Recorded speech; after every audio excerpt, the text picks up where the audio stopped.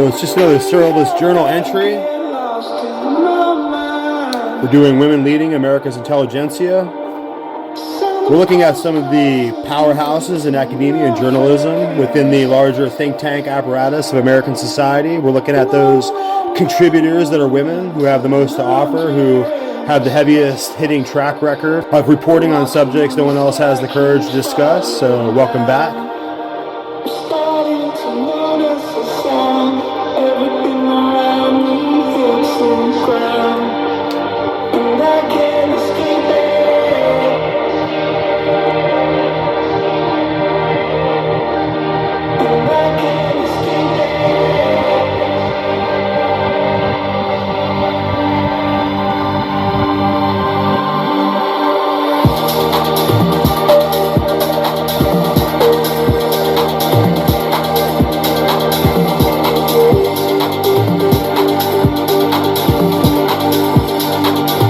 So once again, we're back with one of our famous and hard-hitting episodes here. Elite journalism, women leading America's intelligentsia. And so it's just been a fascinating and wonderful side journey here to create episodes regarding these particular individuals, to shine a light on what we have here in America as proof of the great genius and the great, incredible strength of America's intellectual hegemony in contrast and counterbalance against the rest of the world. And so everyone has an opportunity in their own country to achieve what the society has put in front of them, right? To achieve, I mean, not every nation has as many resources or academic institutions or societal institutions that are allowing people to be liberated and educated and built up fast enough within their short lifetimes that they get to carry over these secrets of success and these practices and disciplines of empowerment and building wealth that we can ultimately pass down to our children. If we can't accomplish these ends and make these gains within our own short lives, then we'll never have a chance to pass on those enriching and valuable elements of knowledge, secrets of the trade, practices within our farming, right? All these different elements of experiential knowledge that only comes with generation and generation after generation that builds up a great society like you see here in America now. Many places around the world, the parents are not even going to have an opportunity to read or write, let alone pass on that knowledge to their kids and help boost them up on their shoulders to the next level for the next generation. So what you see here in America is a dynamism of human initiative and spiritual calibration that helps to promote through this meritocracy and develop through the hard work of individuals this high level, sophisticated foundation, growing intellectual ambiance and growing capacity for ingenious development that is just unparalleled. So you have this morphing and evolution of human development that is leaving the advances that it makes to the next generation so that we can develop technologically at a high rate, a massively high rate of speed. So before this tremendous outpouring of human technological innovation blew out here in America, you could see that nowhere else in the world did you had periods of time where there were advances in society, advances within empires, advances within building irrigation systems for growing more crops and feeding more people and advancing society. There have been the adjustments and the advances and evolution of human society throughout time, but now you're seeing it hit this point where we're approaching this singularity, we're approaching this point where biology and technology are beginning to merge, and so that the advancement of cellular and biological structures, when melded with technological semiconductor circuits, right, becomes exponential. The potential for evolution and biology to take on this new exponential development is hitting us now. And what the consequences of that will all be, we don't know, because we probably won't be here around to find out, right? But these are areas that are in the providence of God. And so ultimately, thinking that we have it within ourselves to destroy humanity or the earth, or to save humanity or save the earth, are just irrational levels of hubris that are insane. What kind of larger mechanism is formed by humanity when we get together in these certain positions, these certain situations where we're situated and deploying technology in a certain way, and we're beginning to leave our own atmosphere and go to other planets within the galaxy and the universe? We're starting to take on some of the characteristics and the divine nature that we lost originally when we fell in the Garden of Eden. We lost our mortality. We kept our divine sentience, but we lost our immortal state, so that we're just humans now. We die very quickly. Imagine what Elon Musk could do if he could just live to be 1500 years. Imagine what could be done. Imagine what could be learned. Imagine the advances, but it's beyond our reach. It's not beyond our capability. It's not beyond our minds or beyond our vision or our thought. It's beyond our reach. Maybe it won't be beyond our children's reach. That's the way we need to think. We can't think that way with abortion on demand. We don't prize our own children as the future permutation of our own souls, the future iteration of our own bloodline and our own soul. It's really us. When we abort our own children, we're just killing ourselves. So we have to get back on point here, guys. I apologize for that. There's so much going on now, so many things to comment on. But we're really discussing the power and the beauty and the extravagance of America's intelligentsia, which is really, now we can see clearly now that it's being led by women of good character, women of high moral standing, women of discipline and expressions of character that were never before seen or achieved in the world, because women had a station that they didn't have enough time in life to rise above, because we don't live long enough, and they didn't have time enough in their short lives to be anything more than just mothers and wives. There was no scope or capacity for that development to take place, and now we can see that it is there. There is a massive wealth of human capacity and human intelligence that is virtually untapped, except for here in America. Here in America, we let women drive, and in Saudi Arabia, they can say that they will let women drive now, but they still don't. That was just for people on the outside to think better of them. But them on the inside, they can't stop riding the camels. They can't stop throwing acid in women's faces. They can't really let the women drive. Not really. But they want to countenance America, right? They want to pretend like they have some kind of liberation for people, and some kind of modern strength of character. They want to show a good face to the international community, and they supposedly let women drive, But do they let women think? Do they let them read? Do they let them divorce? Do they let them marry? Do they let them name their own children? Do they let them have their own souls? Now, so let them drive the car now. So it's not impressive. It's not impressive when it's not real. And it's not real when it's not real. But it is impressive that the influence across society and across all demographics is so intense. This idea of women being free, having their own minds and having their own bodies and their own choice, which I agree with all that. I just think women should make the choice to have children and extend the bloodline of their heredity, and extend and have a voice and a soul in the future, and to pass on life to their kin, their children, just the way that life was passed on to them. And if you get convinced by this male-dominated culture to kill your offspring, then you're just a vile, subhuman wretch. Who would ever do that? And then you have all these people crying because, some girl went across county lines and went all the way across the state of New York to some other state to take a pill to kill her baby that killed her.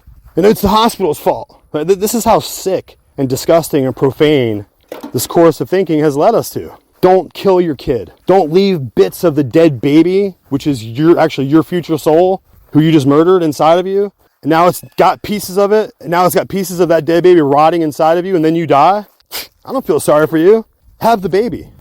Let the baby live, right? And then if you go kill the baby and you die from it, it's not the hospital's fault. It's your fault. It's your fault that you didn't hold the Advil between your legs that night. You had a choice to make. Right? Nobody's in prison for rape, right? You don't feel like you have it in you you're too lazy, or you're too much of a bum to actually follow through with the course of human nature, and you just defy your own human nature and you kill your kid. Then eat shit.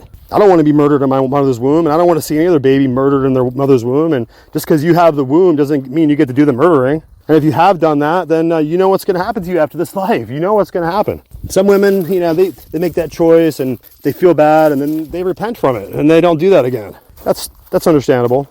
In eternity, the Lord can make everything right, even these mistakes we make. But if you're one of these people that's committed to just murdering babies through your vaginal canal for the rest of your life, and you consistently do it, you consistently get a man to inseminate your vagina over and over again, and then you consistently take the offspring of that coitus or whatever, and you murder it, and then you clap and sing and enjoy that. You enjoy stealing that child's life, and then you don't repent, and you're going to do it again and again, and you're going to shove it in people's faces. Then I guess you lost your human card, right? I mean, Jesus said you must be born again. I guess you just are opting out of the being born again, right? No, not for you. You're not going to bear any women You're not going to bear any women children. You're not going to bear any male children. You're not going to bear a live human being through your vaginal canal. So I don't see why you should be born again after this life, right? I don't think we need you. I don't think we do. It's scary having a baby. I didn't even have one. Me and my wife, all together, we have 8 kids. So I don't have to have a baby to know it's scary. And you need a man beside you. You need a man holding you and helping you through it. And you need a man there to help you with the baby, because the babies get heavier and heavier every day.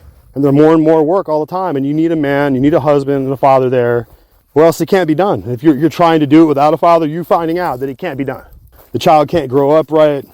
The child isn't going to be well-rounded. A child can't grow up with a mother only and no father in the house and be well-rounded. It's not possible. It's not how it works. So let's get on with our incredible women, though. Okay, we do have this issue, this dichotomy with women's liberty and having many, many choices to make about her own life and her own body and sex and marriage and what she's going to do and how things are going to work out for her in her future, right? She has many choices to make. And so we pray for the women in this country because they have more power and more liberty and more freedom than any other women in the history of the world have ever had. And you could be convinced by many voices prevailing upon you, this and that, and don't give up your female health to kill your baby. Right? I don't know how female health and baby murder goes together, but you have to untwist that yourself. There's nothing men can do to help you with this. I mean, really, the accountable party is the man who sleeps with you, inseminates your vagina, and then just leaves you and is gone. It doesn't care. It doesn't have an earthly care in the world about what happened there. If the baby dies, if there's a baby, like that guy, you shouldn't be having sex with that guy. That was your fault.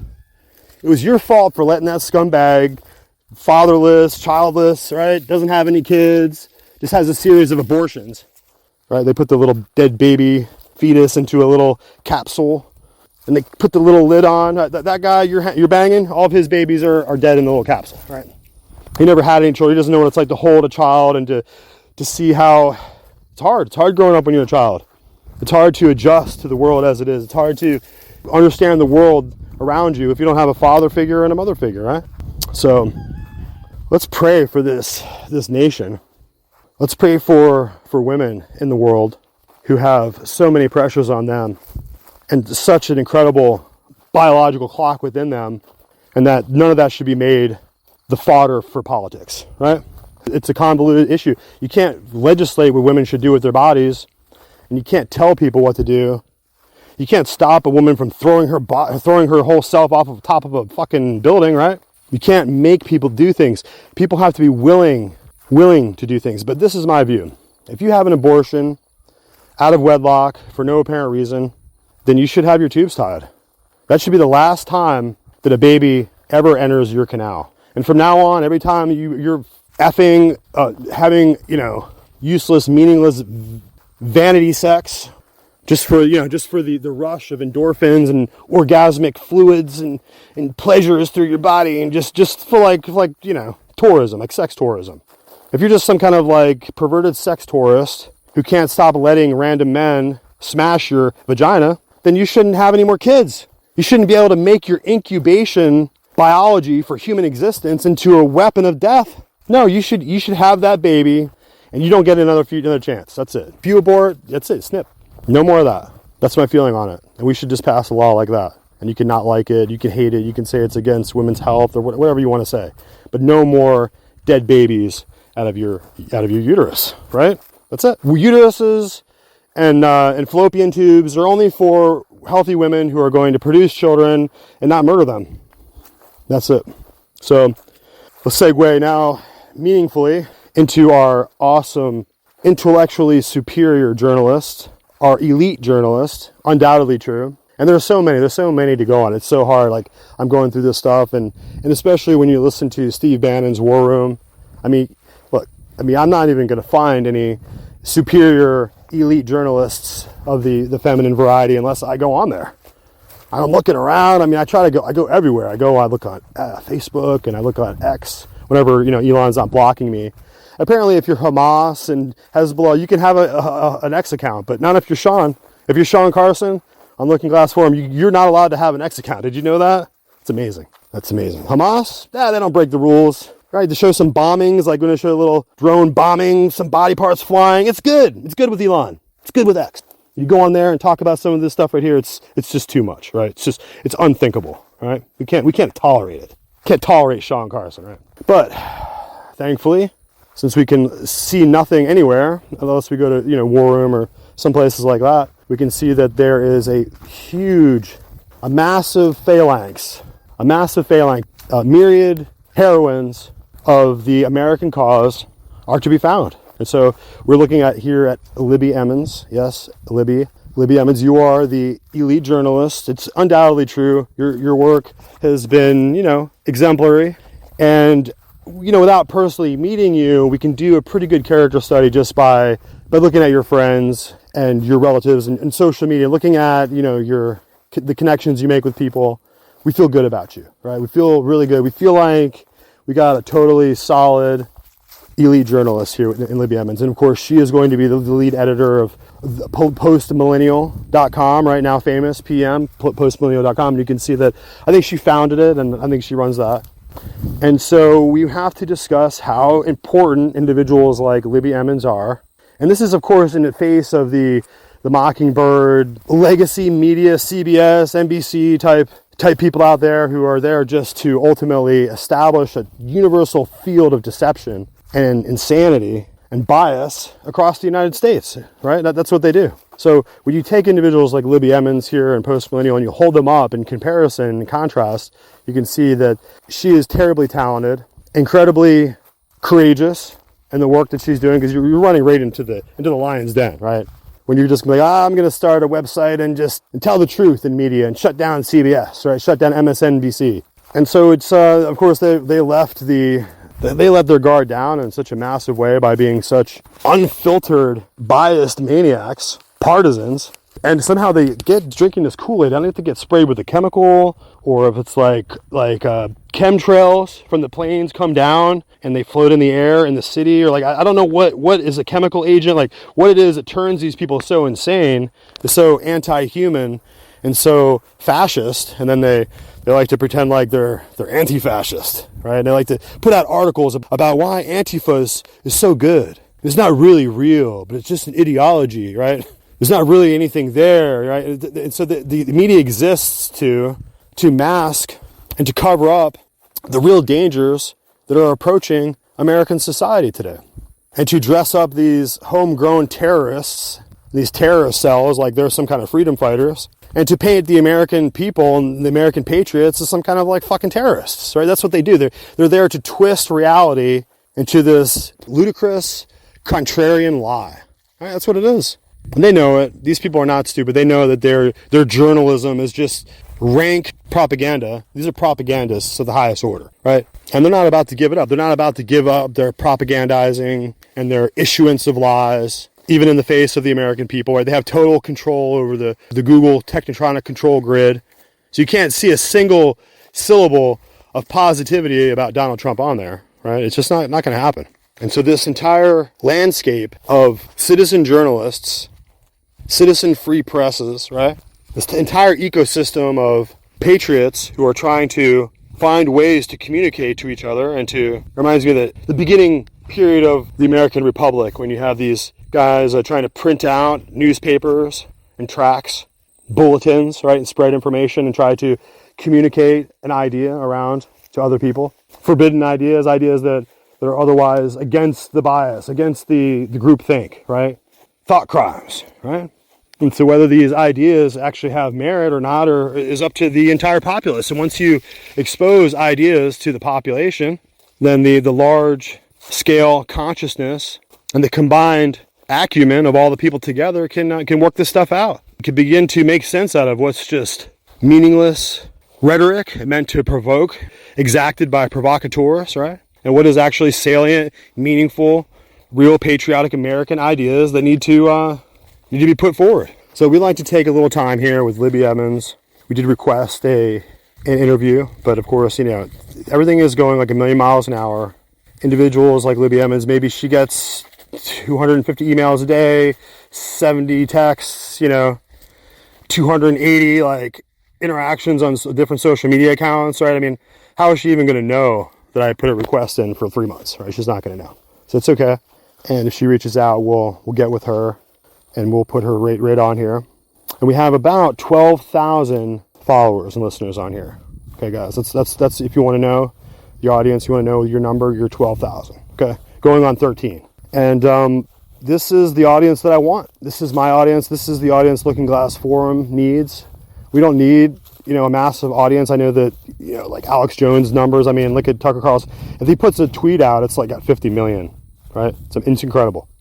And that's the kind of like social avalanche that this particular era of cyberization is going to bring us, right? It's going to bring us this new level of connectivity and social connection across the world that it's incredible. When I go on Getter.com, I have people all over my Getter from China, from Japan, from Saudi Arabia. I love it. I mean, a lot of times I have to go in and translate and try to spend time translating the texts, the comments, so I can understand them. But it's fascinating that we are able to reach out and connect to each other. There's been so many obstacles in the way with Facebook, just totally controlling what people are allowed to think or say, or describing every single thing that they don't like as harmful to others some kind of way. But anything that's harmful to you, right? Anything that's harmful to Trump, anything that's harmful to America, that's permitted.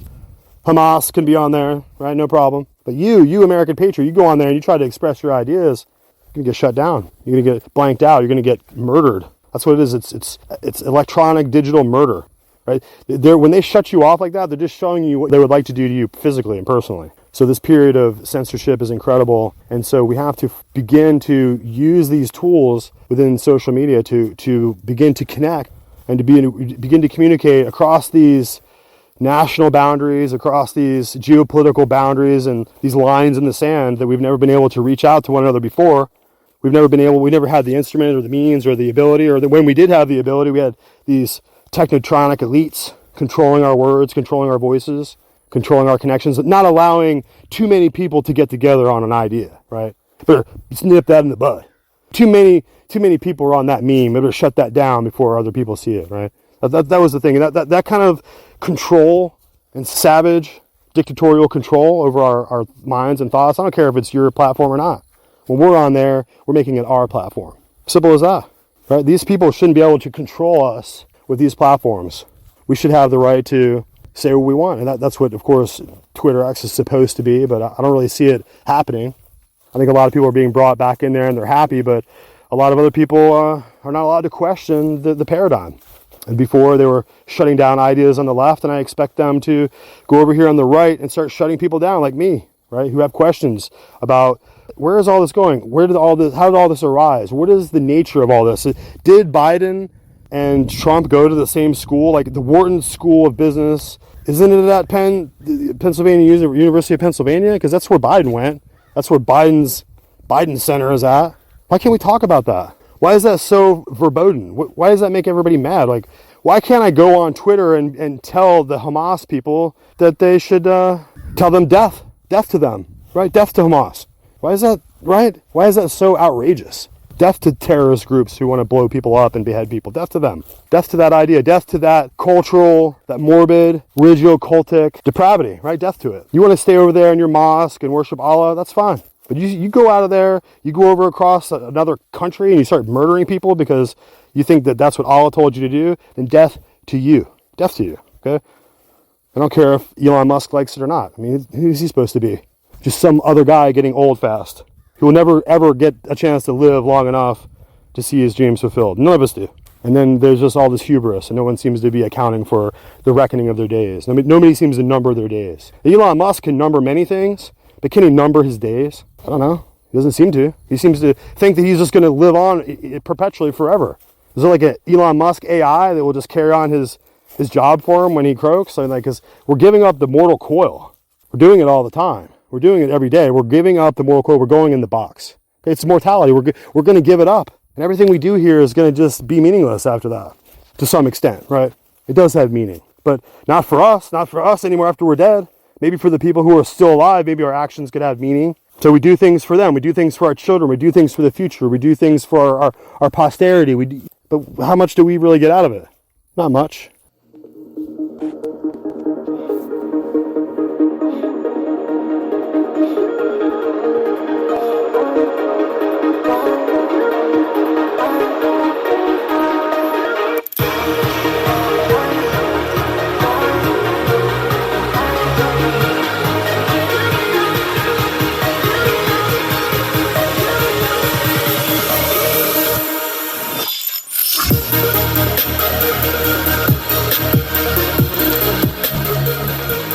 That's right. It's another word from our awesome sponsor, wendyslimited.com. wendyslimited.com is the hottest new styles in the fashion industry. You got to go check out wendyslimited.com. And of course, Wendy's Boutique Limited is not sucked into all the vino and brainwash of the leftist political culture out there. We know what a woman is, and we're here to serve women. We're not here to be deceived by fake-looking dudes, but dressed like women, right? No offense. And we're here to remind you that wendyslimited.com is the leader in online boutique fashion design. We have our best selection of boutique couture, awesome designer trends, and the hottest limited catalog fashion anywhere. You got to come check out wendyslimited.com. Our sponsor has been very generous and keeps us going here, so please come and check out the craze, wendyslimited.com.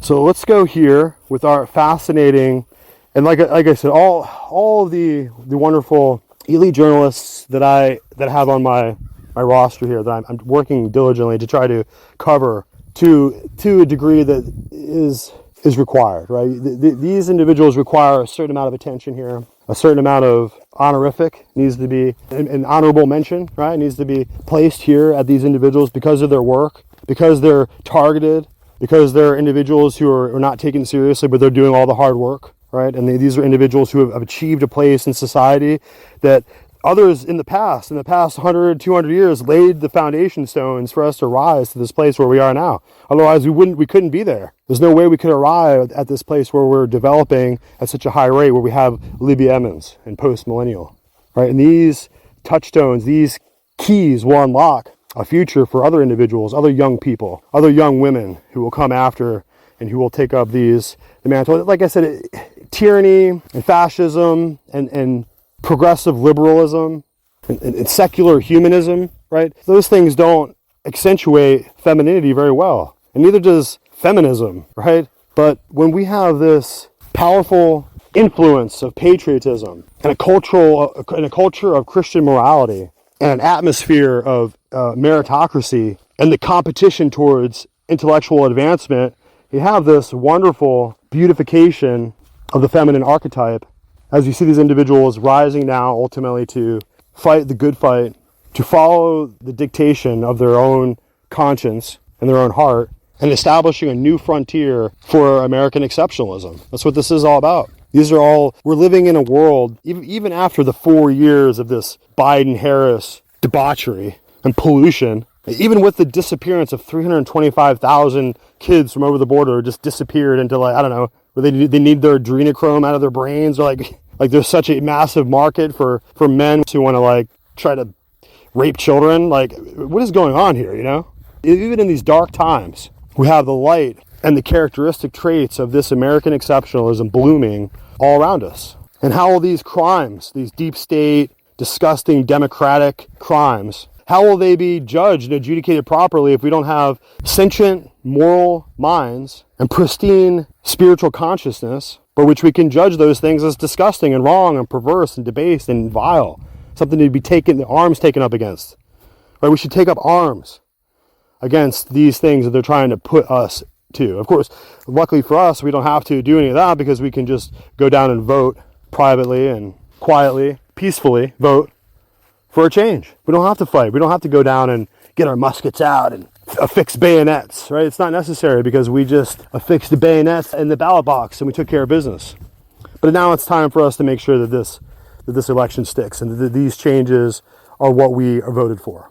Because we didn't just vote for a right Hegelian extension of the deep state power elite, right? We didn't vote for that. We didn't just vote for another individual to come in and keep the Federal Reserve System intact, keep the debt expenditure, interest rate payments to the City of London banking establishment just pumping out, $1 billion, $1 trillion a month, whatever it is. It's impossible numbers. That's what it is. So if we just voted for another individual to just carry on the same old, and to do it more gracefully and with more appearance of honor than Kamala Harris, then we didn't really vote for much, guys. We need a total change. A total change. All right, before I go on anymore, let's take a few minutes here to listen to some excerpts from Libby Emmons. So this is like, this story and the issues around J.K. Rowling and everything that's going on, man, I really just want to reiterate the point. There are two different realities. We know it. It includes war, it includes law, it includes politics, it includes culture. And this is where the two realities just clash all the time. Well, it's sort of fascinating, right? Because we have set up an alternate reality as a culture. We have social media and the online realm, which is an alternate reality. Do you guys remember Second Life, where you could live in a virtual realm, and now you have Meta, which is like, Second Life Part 2 or whatever, where you can live in a virtual realm. So as we are creating this alternative reality that we all engage in every day, and if you're in media, you engage in it constantly, like I'm always on Twitter or whatever. And then there's real life. And when you talk to people in real life, they know fully that men and women are different and that biological sex is innate. And then when you talk to people online, they don't know that.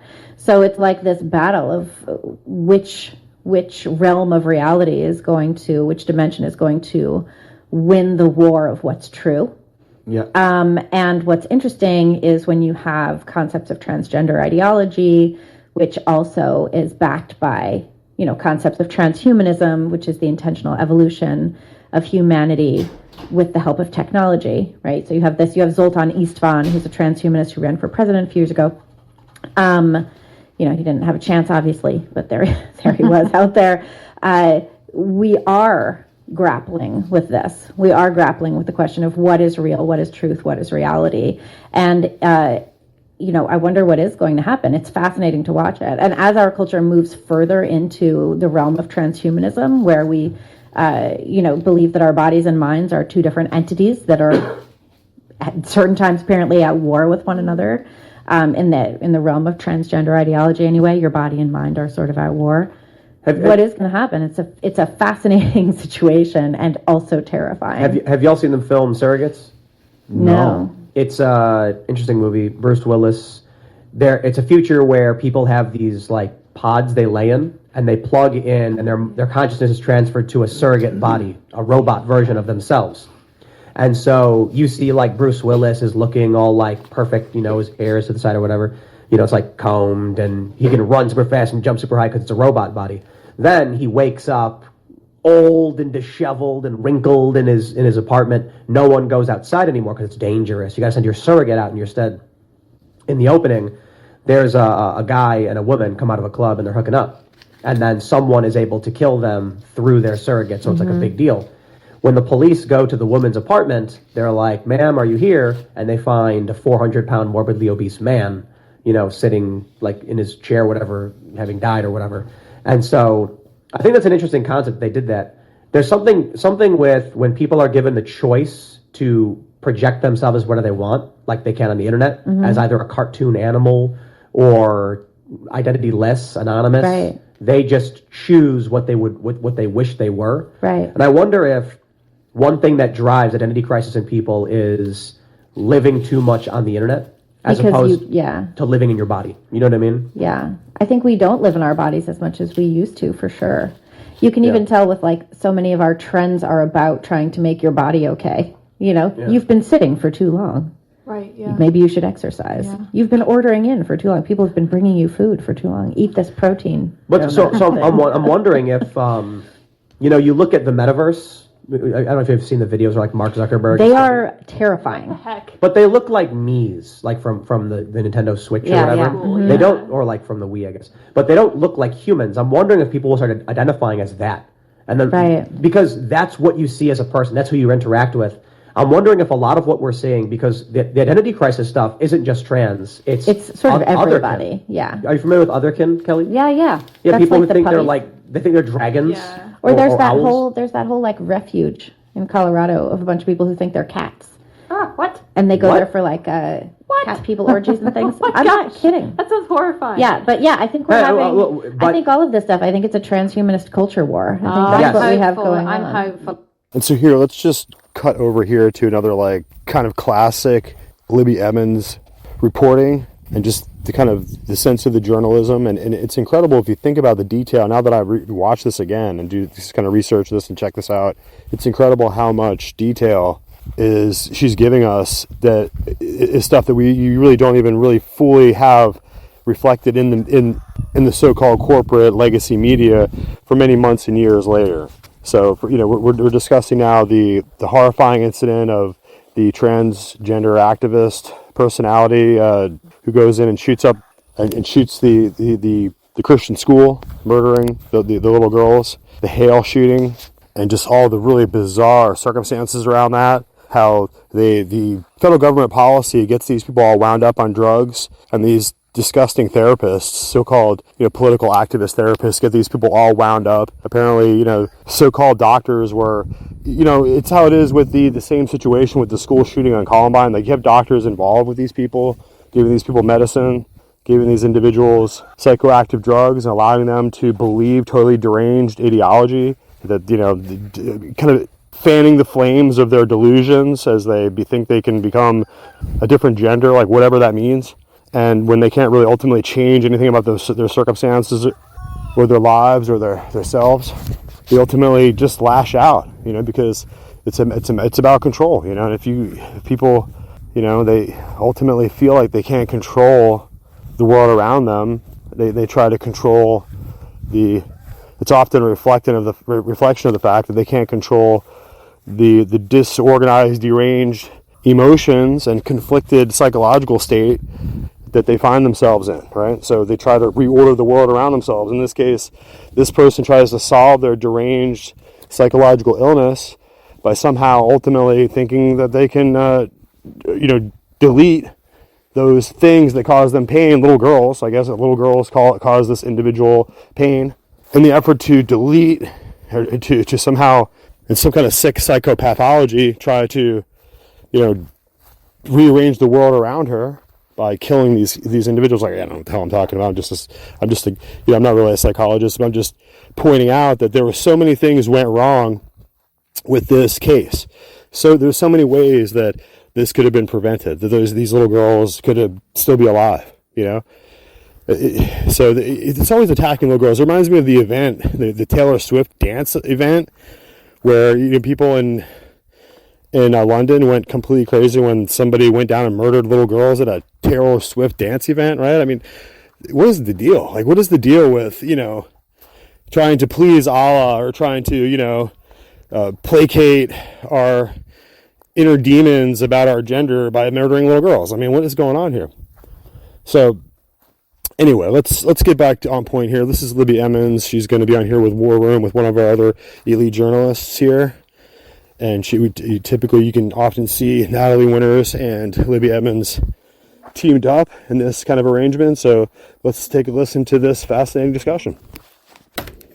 The Covenant shooting, the War Room posse is obviously well versed in, a transgender lunatic losing their mind down in Tennessee.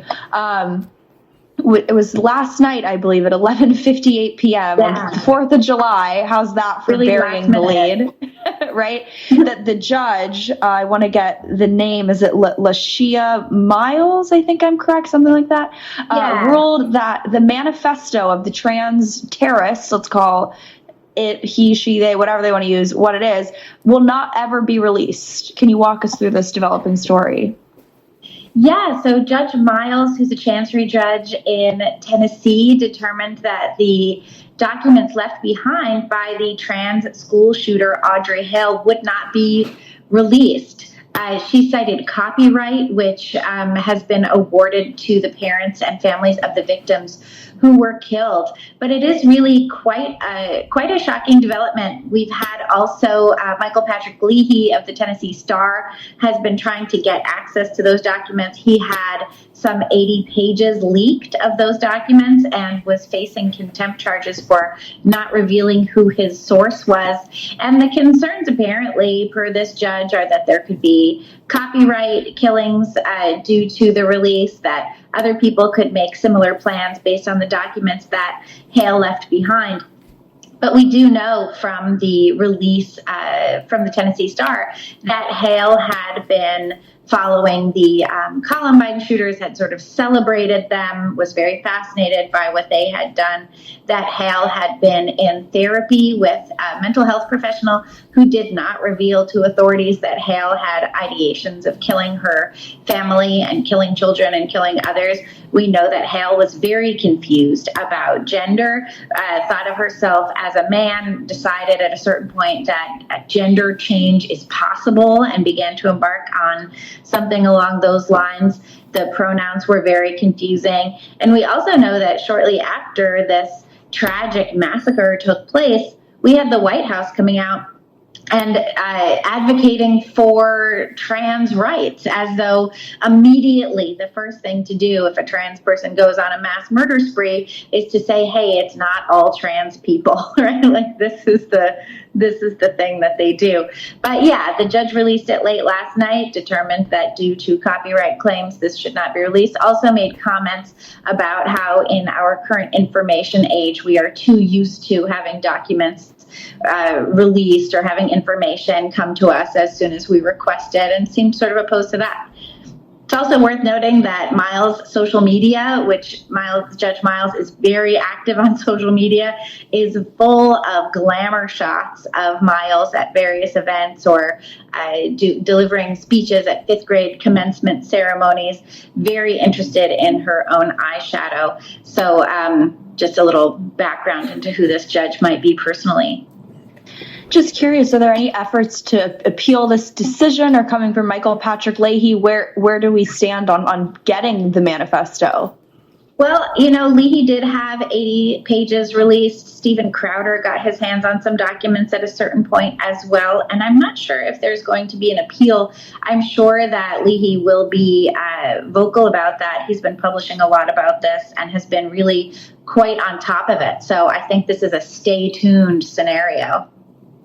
Libby, I want to hold you through the break because I think we need to draw what is, again, another very important juxtaposition. I swear anytime there's a shooter, even if they're a self-declared, Bernie Sanders supporter, there'll be a mention of Trump in the manifesto, and they somehow, within an hour of the event happening, seem to leak the entire manifesto. The mainstream media is already quoting it, whipping up some narrative, using it, right, to create a false pretense, a false pretext to crack down on whether it's Christians, whether it's, the Trump movement, the MAGA movement. And I think that this shows you, much like what we were talking about with Darren J. Beatty, that it is and always has been the media, right, that they are complicit in so much of this. We'll be right back after the break with Libby Emmons.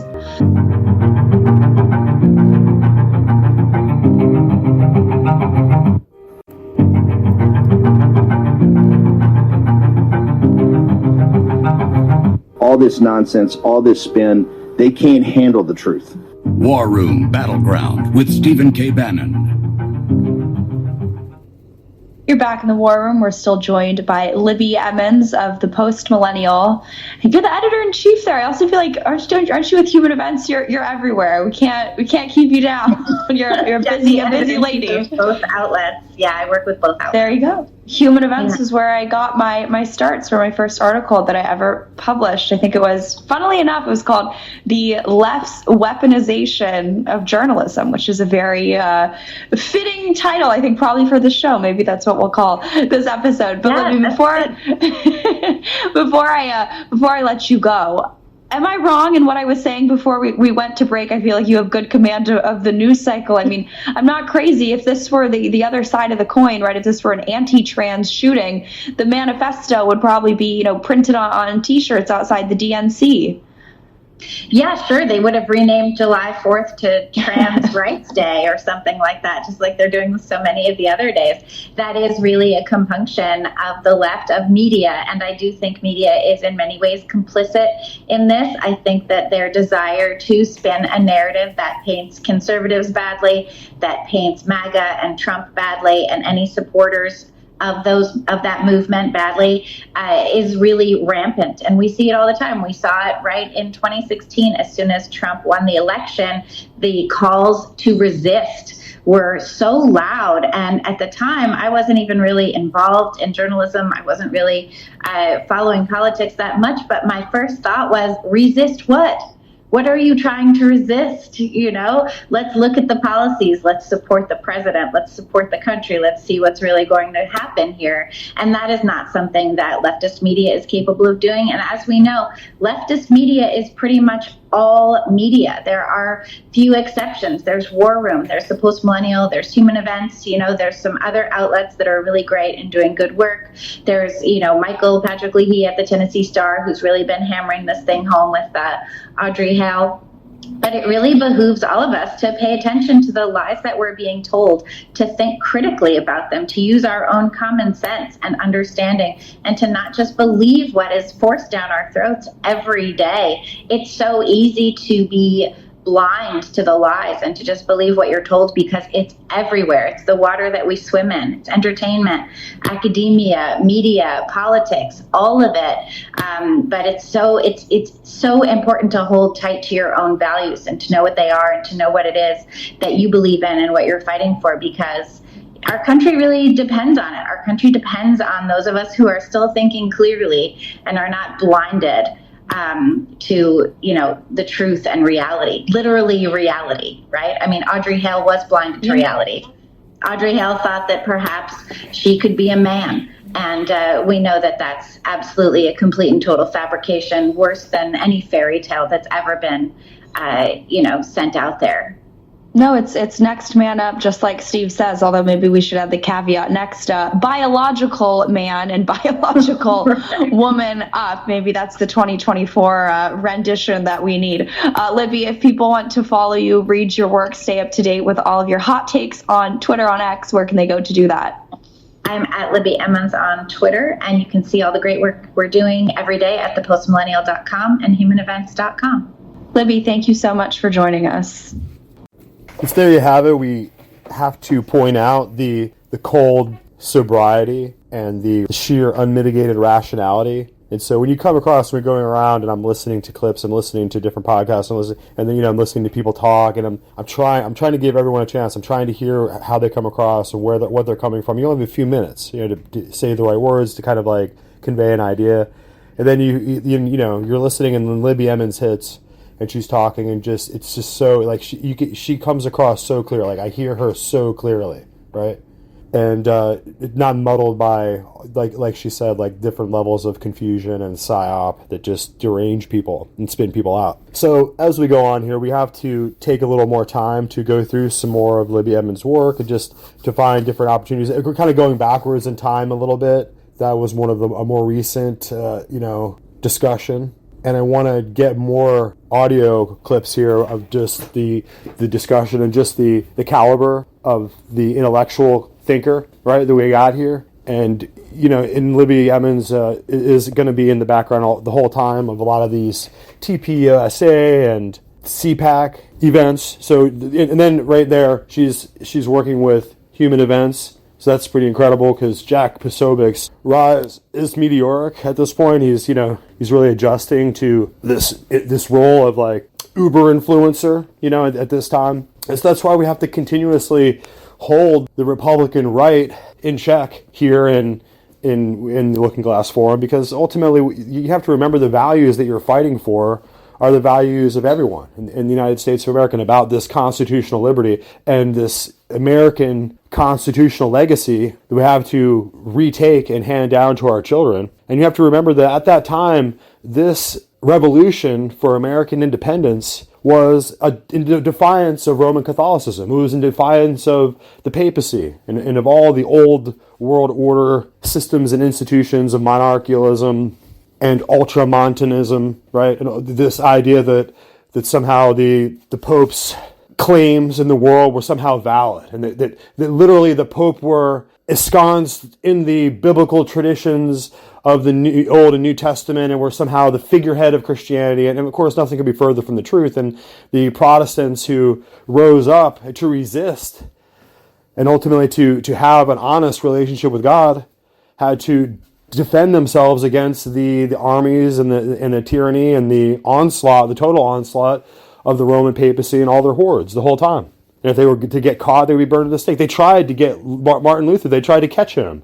And they tried to, they were going to, of course, he had a a voucher of safe passage so that he would not be harmed. No harm shall come to thee, Martin Luther, as you travel through Germany. But of course, they weren't going to honor that. They don't have any honor. They were going to snatch him up and burn him at the stake for all the world to see. But of course, some of the princes and some of the landed gentry and the landholders of Germany, right? Some of the archdukes or whatever it was there, and their fiefdoms, they went and snatched him up. I have to go back and read the history there, and they protected him so he could be put away in a stone fortress somewhere and continue to write his tracts and his dissertations and his condemnations of all the hypocrisy of the papa's 95 theses against of course, they were running around with Tetzel, right, and having indulgences. So I remind all you out there whipping your rosaries out like you're Catholic ninjas, right, to try to to hold back the dark spirits or whatever kind of incantation or whatever that talisman does for you.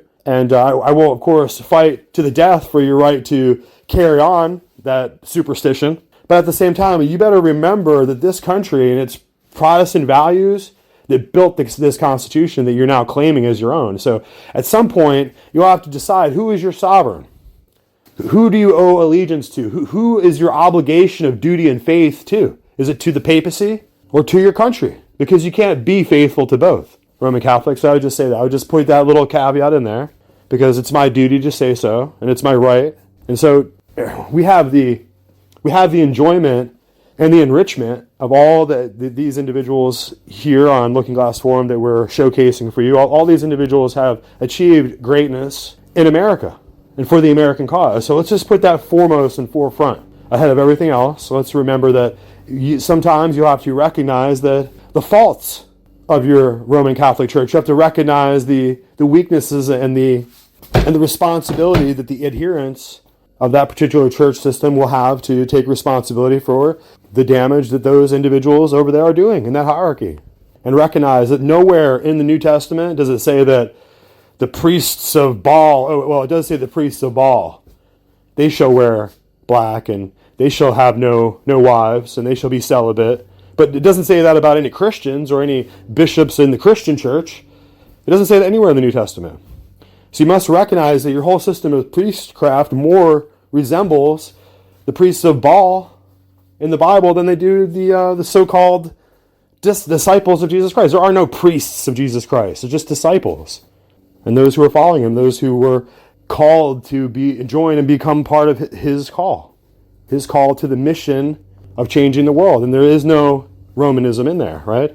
He took a position diametrically opposed to Romanism.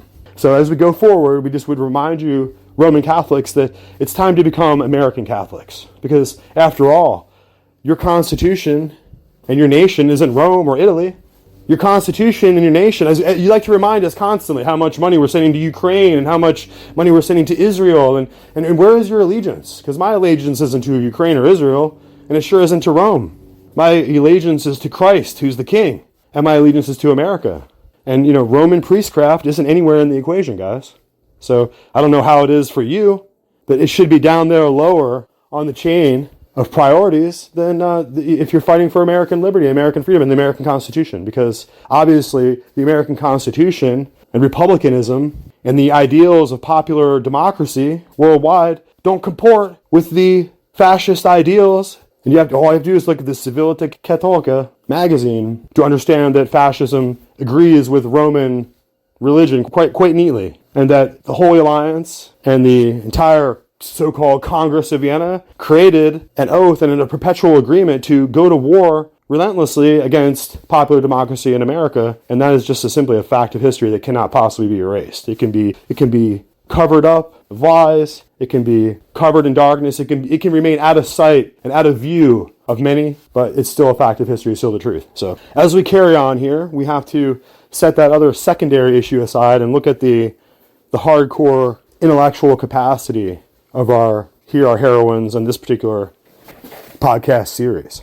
And if these individuals, faithful to God, faithful to the nation, and willing to fight for this cause, well, please step on board. We'll take everyone we can get. I wanted to bring on Libby Emmons, the editor-in-chief of Postmillennial, because she's got a completely insane story for us by way of the UK in a similar situation to how we are treating the most vulnerable in society. Libby Evans, thank you so much for joining us here on The War Room. Thanks so much, Jack, Tanya. Great to see you guys. So, Libby, tell us, what is this story out of the UK? It involves a sex education class that went completely awry. Is that right?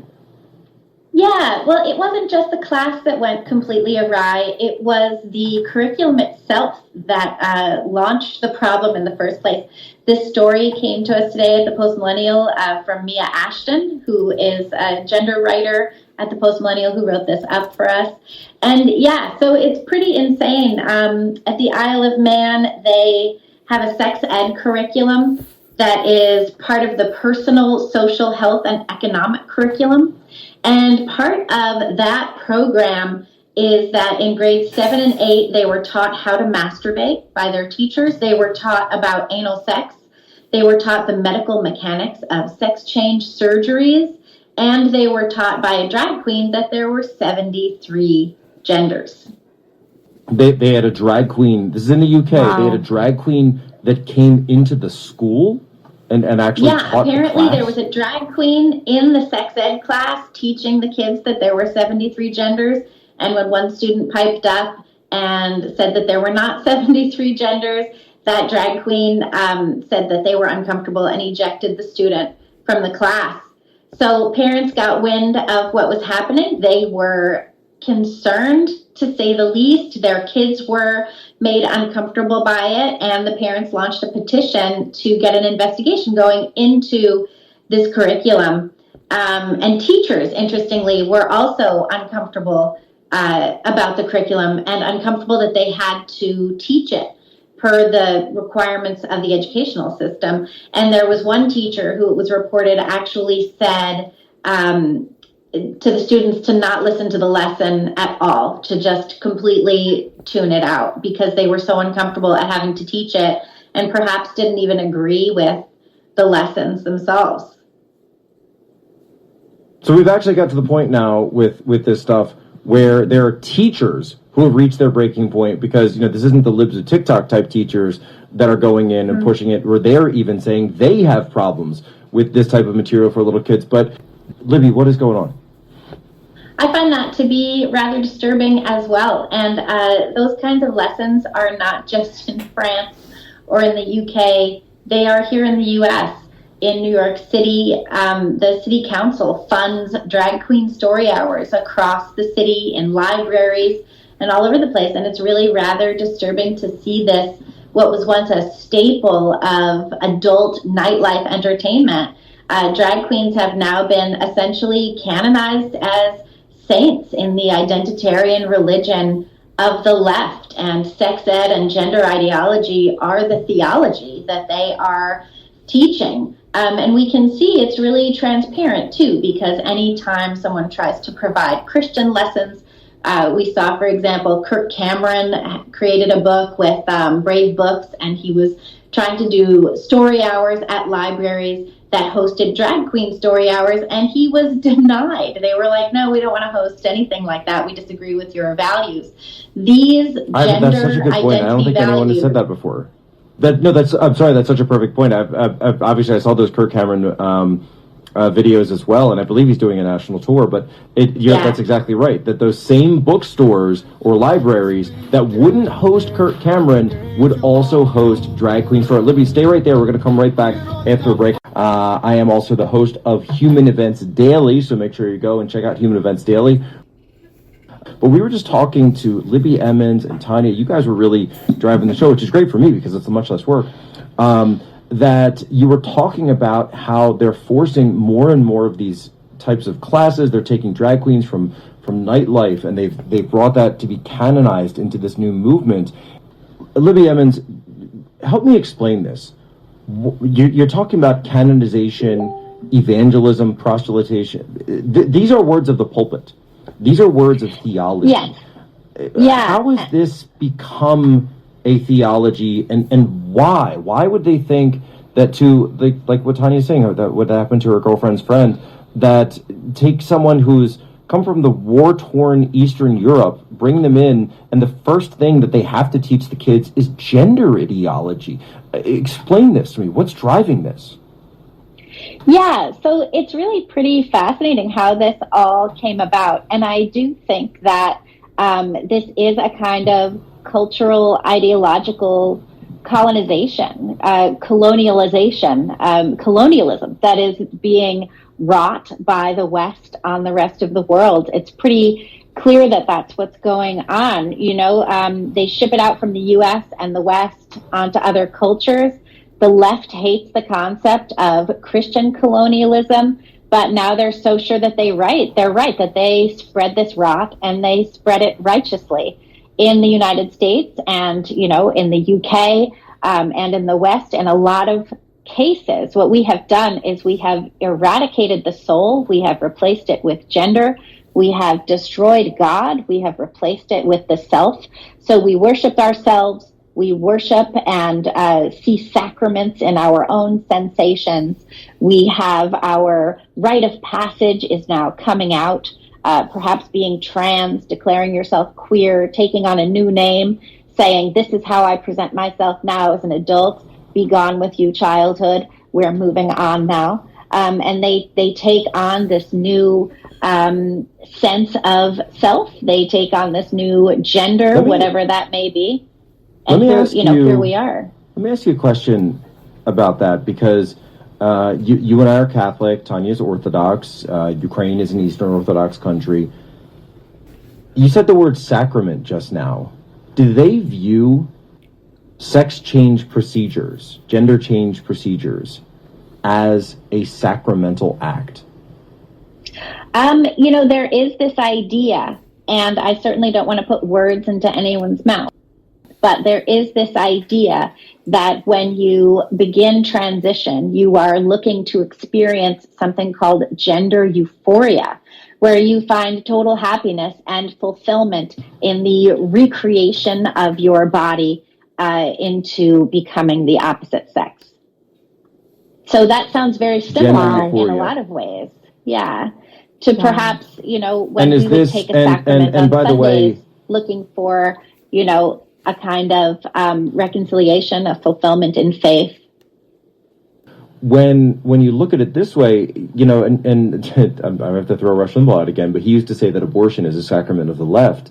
And I don't know if he, obviously if he were still with us today, I think he'd be looking at this and seeing it as a neo-pagan religion. That's certainly what it is. And I think that they have indeed come up with a new sacrament. And it's similar to, we saw the child sacrifice, of course. By the way, you mentioned Christian colonialism. Of course, child sacrifice was one of the first things that the Christians stopped everywhere that they were going in the world. Fully. But we're now, so we've certainly seen that with abortion, but now we're kind of seeing, again, the targeting of children with this type of stuff, aren't we? Yeah, we are seeing the targeting of children. And if you look, actually, there are some 45 books. Again, Mia Ashton did this research for us at Post Millennial. There are some 45 books that are targeted specifically to very young children and students to encourage them to explore their gender identity. You will not see books coming into grade schools talking about, Abraham and Isaac. You're not going to see that. Instead, you're going to see this stuff about how boys can feel like girls on the inside, which we have to take on faith, because at no point does anyone offer a definition or an explanation as to what it means to feel like a boy on the inside or feel like a girl on the inside. Instead, what are used are these markers of, essentially traditionally stereotypical trappings of gender that we have seen. So if a boy likes pink, all of a sudden, perhaps he is really a girl. If a girl likes trucks, perhaps all of a sudden she is actually really a boy. And because we have the school system chock full of educators who have undergone this kind of training in their graduate programs at Teachers College, library schools, and elsewhere, and we have them believing that if parents do not go along with social transitions, that is a kind of abuse. You have teachers talking secretly to little students about these kinds of things. And in many parts of the U.S., those teachers are not obligated to discuss with parents when the children say, oh, actually, I'm really a boy or really a girl.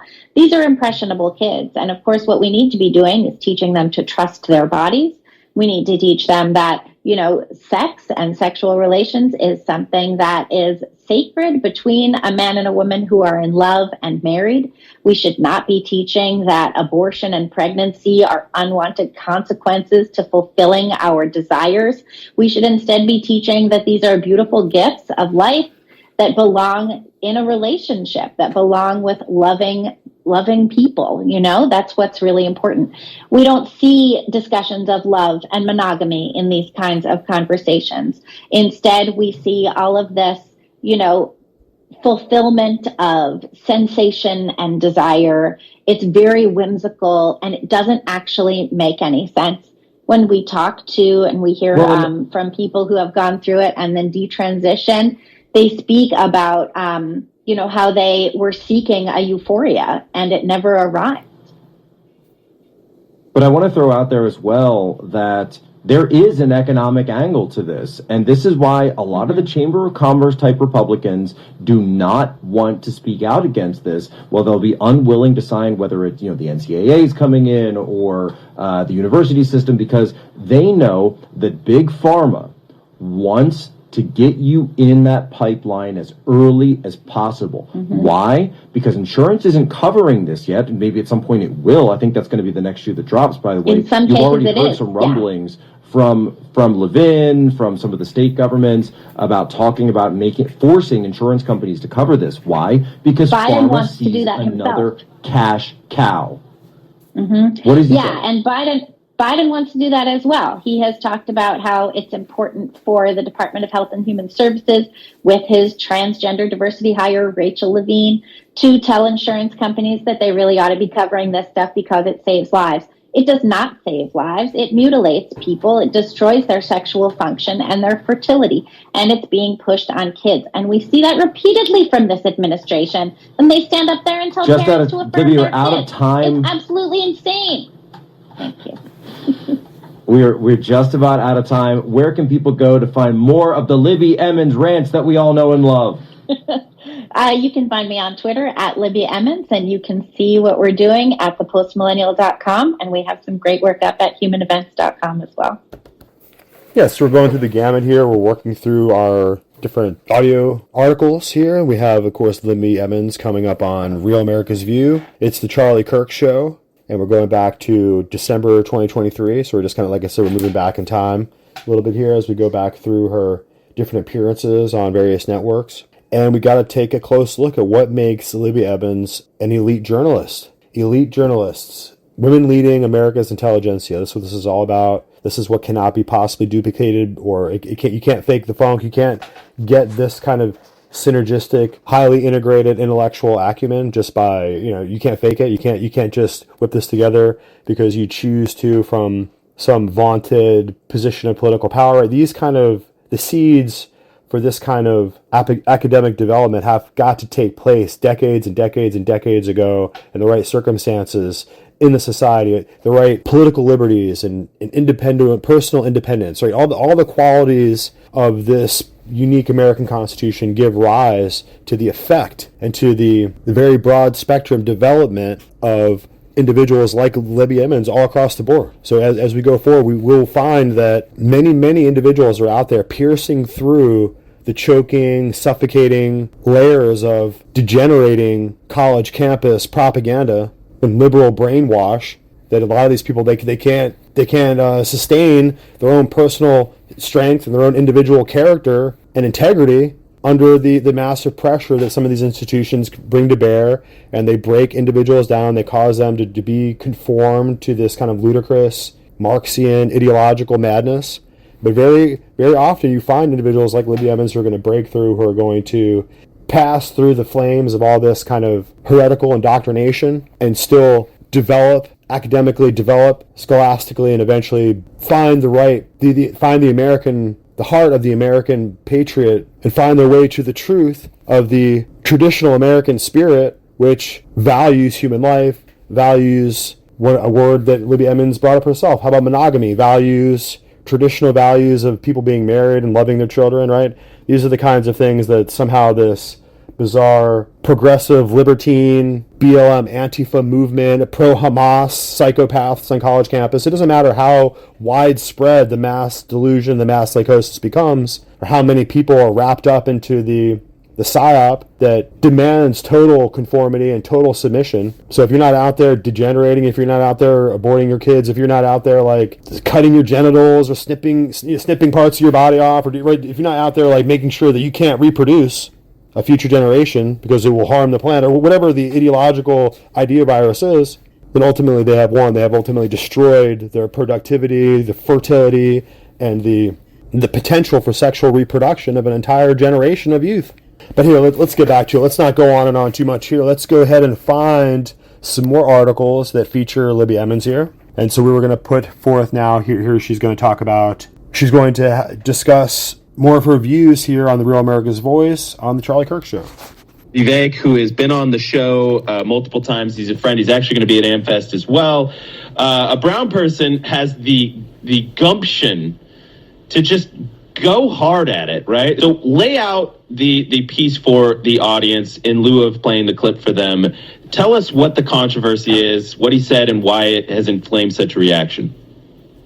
Yeah, so Vivek Ramaswamy, who is an undaunted proponent of America, American values, American history, was out on the debate stage on Wednesday night with the remaining candidates vying for the GOP nomination, which is going to go to Donald Trump anyway. And he brought up something that has been on a lot of people's minds as we've seen millions and millions of people cross through the U.S.-Mexico border since Joe Biden took office. And what he said was that it was the intention of the Democratic Party and the deep state to replace Americans who already live here with new people coming in from other parts of the world. And what happened after he said that, and he did use the term Great Replacement Theory and said that this was not a conspiracy, but a fact, what he said was that this is something that Democrats want to do. They're excited about doing it. And then what happens is everybody freaks out as soon as he says it. The only problem with everybody freaking out as soon as he said it is that, yes, they have been saying this for years. You had Van Jones go on CNN and complain that Vivek Ramaswamy, the son of Indian immigrants, is akin to a Nazi. Meanwhile, it was only in 2021, after some census data came out showing that, yes, the white population in America is declining, that Van Jones was talking about how that is a good thing. And he was talking about how it's difficult to ask the majority population to be happy with declining numbers in their country, but that it is in fact necessary and good. Not just Van Jones, but President Joe Biden, who was speaking at a counterterrorism conference in 2015 when he was vice president. And this was something that was on Charlie Kirk's show yesterday, and I hadn't remembered it until I saw that clip. And the social media team at Post Millennial and I went back digging into that counterterrorism conference to find out what it was that Biden was saying. And what he was saying is that the white population in the United States is in decline, and that's a good thing. He said that there would be, far less than 50% white Americans by 2017. The Brookings Institute at the time had actually said 2042. At any rate, everyone gets mad at Vivek. Meanwhile, he's saying something that not only do they advocate for, but celebrate. So, Libby, this is my question. So and we should play this clip, actually. I guess our clip computer is back up and running. Let's play the original clip that Vivek got in all this trouble for. Play cut 115. Why am I the only person on this stage, at least, who can say that the Great Replacement Theory is not some grand right-wing conspiracy theory, but a basic statement of the Democratic Party's platform? And then let's play 111. This is Van Jones's reaction. And the smug, condescending way that he just spews this poison out is very, very dangerous, because he won't stop Trump, but he's going to outlive Trump by about 50 years. And you're watching the rise of an American demagogue that is a very, very despicable person. Yeah. And I was shaking listening to him talk, because a lot of people don't know that is one step away from Nazi propaganda coming out of his mouth. All right, so this is my question, Libby. Why do they call it Nazi propaganda? Why do they call it Great Replacement? I've even heard that this is anti-Semitic to bring this up. What's the answer there? What's behind the scenes? Yeah, so this is an old theory, this idea that Europe, and it came from, I think, was it 2011? I think it was first really brought up. But there was this idea that the European nations' populations would be replaced by immigrants from other parts of the world. And the theory, the conspiracy theory, is that this has been coordinated by that group that everyone loves to blame for everything when anything goes wrong in the world, the Jewish people. So when you use the term Great Replacement Theory, people only look at the conspiracy angle that this is all coordinated by Jews. Vivek Ramaswamy was not talking about Jews at all. In fact, he said exactly who he believes is coordinating this attempt to eradicate, essentially, Americans. And I do not think that it's just white Americans. I think that it's any natural-born Americans who love this country, respect its history, and uphold its values.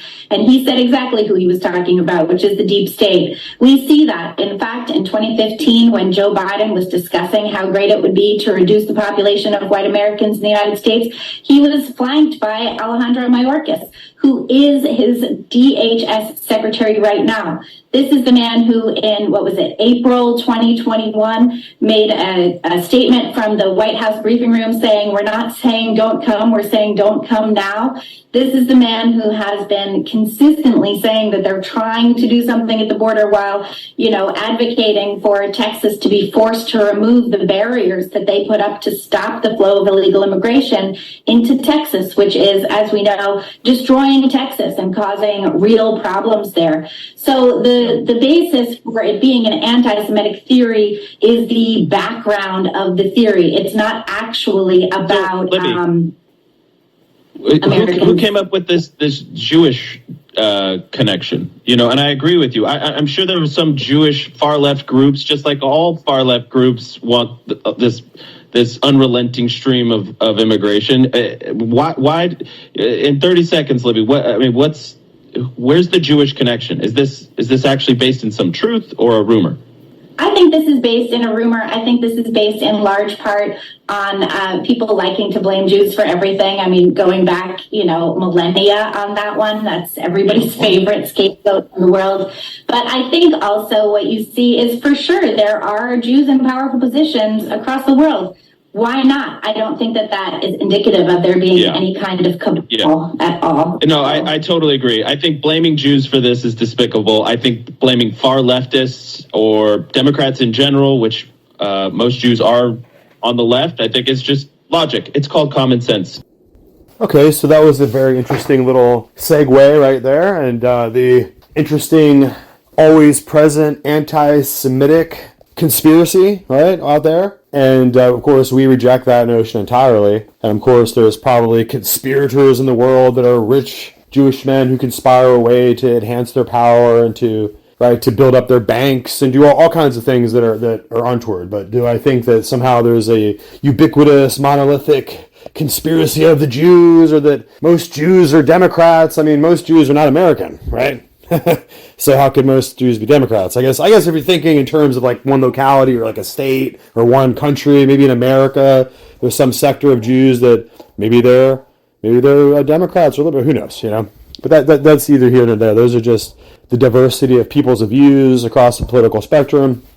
And so I think what is really happening there at the southern border is the same thing that's been happening there for the last 200 years. And of course, we've only been around here for 30 or 40 years, so we have a limited historical perspective and scope by which we can view the events that are surrounding us now presently.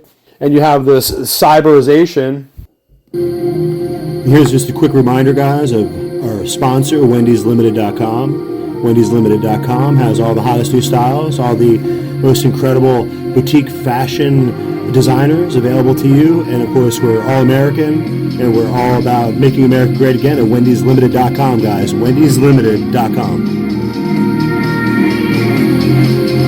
And as we go on, of course, the southern border there in Mexico has been contested for quite a long time. I mean, over the contest between monarchs, right? The Spanish king versus the English king or the French king, right? Over which region they really control. And of course, then there's the colonists, the Americans, who are just taking over those colonies and those territories and making them free nations and making them popular governments, right? And democratic institutions, constitutional republics, right? And of course, these moves towards democracy were going to be battlefields in the transition to this era of enlightenment and this era of the Renaissance. And of course, you're going to have this global power struggle between those parties who are accompanying the Holy Alliance and the divine right of kings and their right to rule the plebs and to rule over the serfs and the subjects who have a duty of obligation, right? Noblesse oblige. They must bow and curtsy to their sires and their lords, right? The king is here. Everyone bow. And so it's this concept, of course, this shaping of the entire social structure and this idea of Christendom and this set value structure that puts the right of the king to dominate all the subjects overall, right? And of course, we here in America, we Protestants, protestare, right? Those who are going to resist this absolute imperial domination of Christendom and the Roman papacy and all of the kings and dukes and the lords they would create, right? And of course, we can remember that this move of Napoleon III to establish a kingdom or an imperium in South America or Mexico, really, was something that we had to fight. That Texas had to fight. Travis, Captain Travis remember the Alamo, right? We were fighting against popery. We were fighting against Roman popery in the person of Santa Anna's army, who were all just papal dogs, who were there just to take back the territory of the Republic of Texas and re-monarchialize it, right? To turn it back into a fiefdom of Napoleon III, of the emperor, right? So of course they would have Maximilian I become the emperor of Mexico, and of course he was a Habsburg, and his name was Augustine, right? And of course he was a faithful and dutiful Roman Catholic servant of the Pope, right? And of course, and you can see as I go and do a little history search there, it was Napoleon III, of course, in France, who ultimately wanted to help the Habsburgs dynasty establish control over the southern hemisphere or the southern region in the northern hemisphere or the southern region of America. And ultimately, here, I'll read a little write-up here. The French, under the ever ambitious Napoleon III, had used Mexico's defaulting on Mexican debts as an excuse to invade Mexico. The plan was to establish a strong Catholic empire to the south of the United States, who were conventionally having a go at themselves in the Civil War. Installing a Habsburg, Maximilian I, to be of Mexico on the throne would repair damaged Austrian-French relations back at home on the old continent. And of course, you might know that another famous Maximilian I was the Holy Roman Emperor of Germany back in the 1500s. Maximilian was married to a Belgian princess named Charlotte, and it was her idea to form a volunteer corps, the Belgian Foreign Legion, and her personal bodyguard, the Mexican Republican General Regales, had 3,000 fighters in the hills of Michoacan, about 100 miles southwest of the capital. And ultimately, you can see that General Regales had to fight the foreign mercenaries from Belgium who were there to serve and empower the dynasty of the Emperor Maximilian. So it was just an old world attempt of the old world system of Austria and the alliance there of Rome, the Roman Christendom, to extend its power and to have, like I said, a strong Catholic empire to the south of the United States. And that was something that they were focused on doing intensely during the Civil War that had been caused by so much of the political infighting that was established through all the controversies that are not discussed in polite company, that the Jesuit order and the Georgetown set was working feverishly to bring America down. And you can see that that conspiracy to bring America down was heavily involved, was intensely underway and involved the Civil War and this whole controversy over the individuals who were enslaved from Africa, who were slaves who were originally brought here from the British. And the British were bringing in slaves into the British colonies who were ultimately present at the time of the American Revolution and when America is taking its freedom. And the issue of freeing the slaves, like we talked about before many times, was at the forefront of the Constitutional Convention. But because the southern states at that time, in the 1770s and 1780s, couldn't possibly give up their slaves, they had to be the 3/5 compromise. So at least we could have the individuals from Africa on paper as human souls, even though they weren't a full 100% of a human soul. They were 3/5 of a human soul. So at least we could count them as human, right? So that was the compromise. Otherwise, they would have the dignity of no human rights whatsoever, right? Even a man's cow in his pasture would have more rights than these slaves if we didn't have this particular compromise. And of course, it set up everything for the Civil War, like we talked about before. So that ultimately there had to be this confrontation if people weren't going to willingly give up their enslavement of human beings. They were going to have to be forced to do so under this horrifying conditions. And of course, you see Abraham Lincoln using proclamations and executive orders for the first time in the Emancipation Proclamation. And of course, I don't think he intended for those kind of war powers to be used continuously and to be brought into use again in the 1930s and used continuously since that time. So that's what we're in a state of emergency war powers now.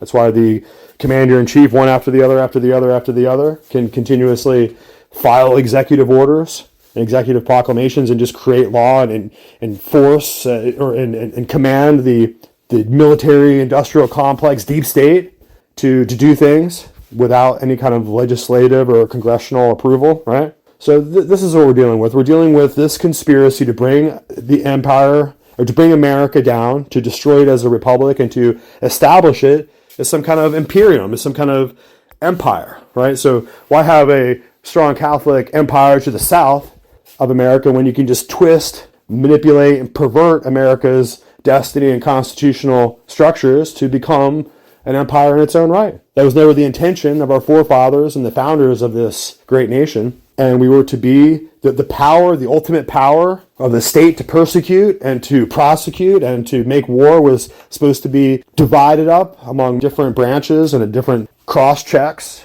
and enumerated limitations that would hold the power of the government in check. And of course, you can see all those are gradually, slowly being removed one after another. And there's this idea of somehow this controversy between left and right. But we can see that, of course, William Clinton, right? Billy Boy Clinton, he ultimately was a Georgetown Jesuit graduate, right? And of course, he did all that he did on the left side of the spectrum. And of course, after that, you would have George Bush, who was coming out of Yale, who was coming out of Skull and Bones 322, right? And ostensibly, that is supposed to be a Protestant operation, but we know if you look into their secret affiliations and their secret rituals, that ultimately they're ultramontane Roman Catholic knights who get down on their knees and they bow to the Pope in their ritual, right? So it's about the extension of absolute Roman Catholic power universally throughout the right and the left side of the dialectic equation here in the politics. That's what's happening. That's what the Uniparty is all about.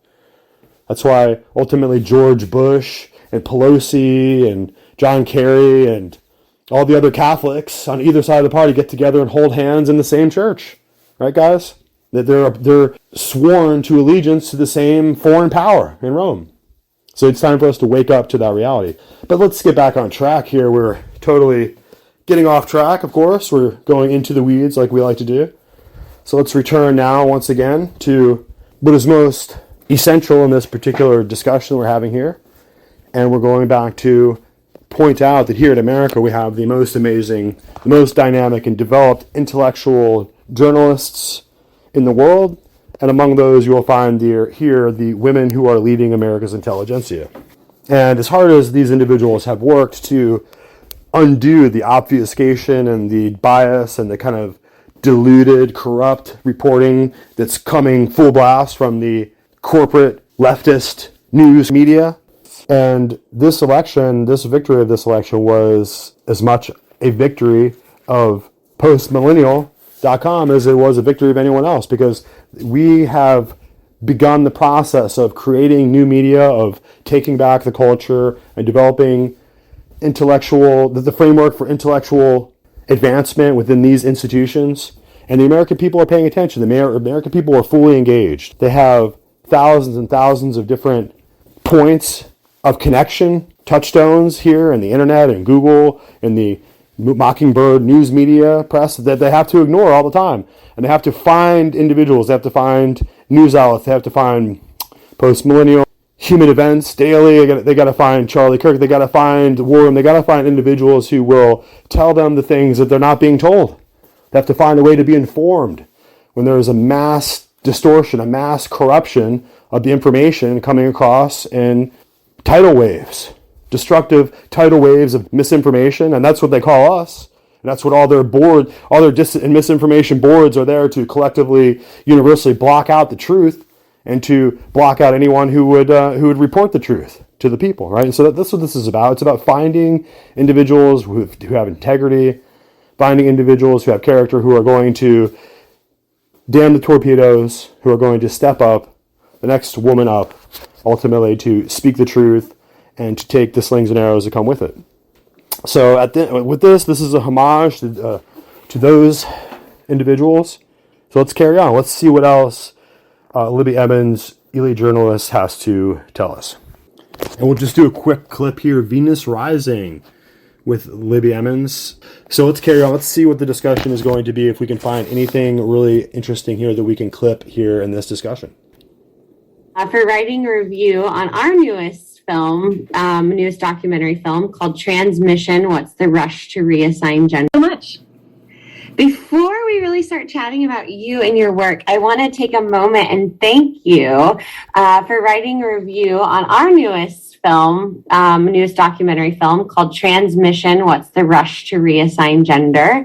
And publishing a piece I co-wrote concerning Vermont's proposal on the right to personal reproductive autonomy. So I just want to say thank you for that. Oh, thank you for doing that work. It's really important work.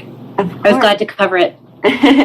Yeah, so that kind of leads us into what got you started in journalism. Did you grow up wanting to be a writer and an editor, or have you always been an editor? Kind of give us a little background about you. No, I always wanted to be an artist, and I was a theater artist for many years. My master's is in playwriting. I produced independent theater in Philadelphia and then in New York City for maybe 20 years or so. Wow. I never wanted to be a journalist. I never wanted to do anything like that. I was always strictly into aesthetics and making artwork, making beautiful things. And that was my primary motivation in making art. In a lot of respects, I really just wanted to create experiences and be part of experiences with audiences. Communicate in a sort of collective way and experience things together. So that's what I wanted to do. That is what I did for a long time. I'm very grateful that I had the opportunities that I did. I wasn't able to continue it after I wrote for Quillette about transhumanism, but there were issues of transgender ideology that were brought up in that article as well. I was writing about undercurrents of transhumanism. That was in the summer of 2018. And it was after my feminist theater collective kicked me out and gave back our grant. And the independent theater community decided that I was a hateful, horrible person, that I left the arts. And after writing this article in Quillette. Yeah. And then I started doing journalism full time. I had been writing previously because I had found actually that there were issues I couldn't bring up in the arts, or that it just wasn't effective. The first piece that I wrote for the Federalist was actually about a curator and poet, a stateless man called Ashraf Fayyad. He is Palestinian. And he was arrested and imprisoned in Saudi Arabia, and I believe he's still imprisoned. And his crime was apostasy, which is basically heresy against Islam. But I had seen his work at the Venice Biennale in 2013. I was totally blown away by it. It was funny. It was evocative. It was beautiful. And then when I learned that he had been arrested and imprisoned, I was just so horrified that this amazing artistic voice, speaking truth, speaking honestly, communicating with audiences in such an effective way. I'm Catholic. I know very little about Islam. And here was these universal experiences that he had curated and brought together. absolutely amazing. So that was my first real foray into journalism on my own. And then I continued writing. I found it to be an effective way to get ideas across and to engage in a bigger conversation. Yeah. And it seems like, when I think of art and theater and print art and all of those, it seems like that's the place that you should be able to freely express ideas, opinions, whether or not it's going against what culture might be going through or presenting at the time. So it seems like art should be one of those very safe spaces for expression. As should any kind of academic pursuit, right? I mean, when the schools that I went to, the education that I had definitely changed. I was always in pretty elite schools. I went to public school, but then for high school, I went to like a very, beautiful private school. Again, I'm very grateful that I was able to go there. But the whole thing was about like critical thinking. It was like, here's an idea. Let's talk about it from every conceivable perspective, whether we think that that's the right perspective or the moral perspective or the ethical perspective. Let's throw everything we can come up with at this idea and see what holds, right? I mean, it's sort of the Hegelian dialectic of conversation, where you have an idea, you counter it with another idea, and then you come up with, a synthesis of those ideas, and maybe that's where we could go with it. That has substantially changed. We don't find that kind of intellectual pursuit, ideas for ideas' sake, aesthetics for aesthetics' sake. We don't find that as much. Everything is so loaded, with like hurt and grievance and anger. No one can just be like, here's something crazy. Let's try out this crazy idea, Yeah. And it's almost as though individuals just aren't grounded in anything. So we have to like grab at all of these threads and hope that perhaps if we knit them together, we become real people. So it seems like, although you were enjoying the arts and theater, there was something deeper kind of pulling you to, I have a voice, I need to write about these issues that I'm seeing, that I'm bothered with. And that kind of pulled you in that realm. Is that right? Or yeah, it definitely did. And I had been pursuing journalism more and more in the last few years that I was involved in the arts. Because when you write about ideas in art, it's the character is saying something or the story is sort of giving an idea, but that's not what art is about. Art isn't about saying, this is what I think. What do you guys think about this? Art is about exploring the internal life of a character. It's about exploring story arc. And I often, as a playwright, what I really wanted to do was tell stories that were evocative of I always had this picture in my head of the stories told about the hunt around a fire, the end of the day, and there's nothing else. There's the story. What is the legend? Let's tell the legend of our day. And so that's what I was really interested in. Like, what are these stories that ground us, that bring us together, that tie us to each other, that make our community? And that's not really the kind of culture we're in now. The arts got very involved in telling you what to think, as opposed to sharing an experience and saying, here's a bunch of crazy ideas. What do you feel about them? What do you think about them? And the arts got very dogmatic. There started to be, when I was in grad school, this idea that if you were an artist, you needed to be an activist. And I hated that so much because activism leads to propaganda, right? It's like you say something because it backs your cause. You don't say something because it's honest. And to a certain extent, there's a difference between honesty and truth. We could argue all day about the existence of, objective truth and objective reality, but honesty comes from the heart. And it's telling your experience, and it's telling, what you feel about things. And that has substantially disappeared from what is driving, I think, the arts in the U.S. Are there brilliant artists out there still doing that? Yes. They're banging their heads against a brick wall. You can see like the blood just dripping down. And there's brilliant artists out there, and they're subjected to this garbage. They have to like wade through this propagandist sewage to try and get anything across. And you kind of have to play ball, or else there's no point in even. Right. You still have to also make a living at the end of the day too, right? Like you have to think about how you're going to support yourself. And the big difference, I think, too, between like art and journalism or playwriting and art and that, right, is that you get a lot more, you can tell a story, you can be more creative in art, whereas journalism is more, I'm going to tell you what I see as I see it. And you don't want to give any type of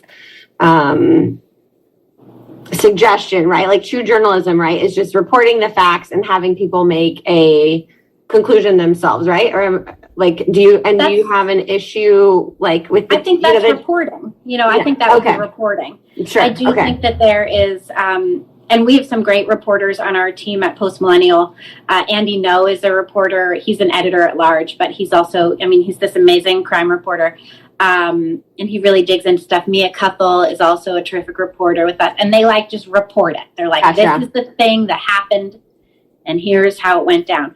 I've done that. I've learned how to do that. But what I much prefer is to analyze what's going on and say, like, here's an analysis of this, or here's my view of that. I think that all of these things are journalism, but you do have to make a clear differentiation and change hats when you're saying, right now I'm going to write something as objectively as possible. And right now I'm going to write something that is my perspective and my analysis based on other information of what happened. Okay. So, I think both of those are journalism, but. Gotcha. So moving forward then, what motivates your writings now, and what are you most passionate about writing about? You have so many articles all through the web, and I love several of them. But what's your topic that you find most intriguing to write about? I'm really a free speech person.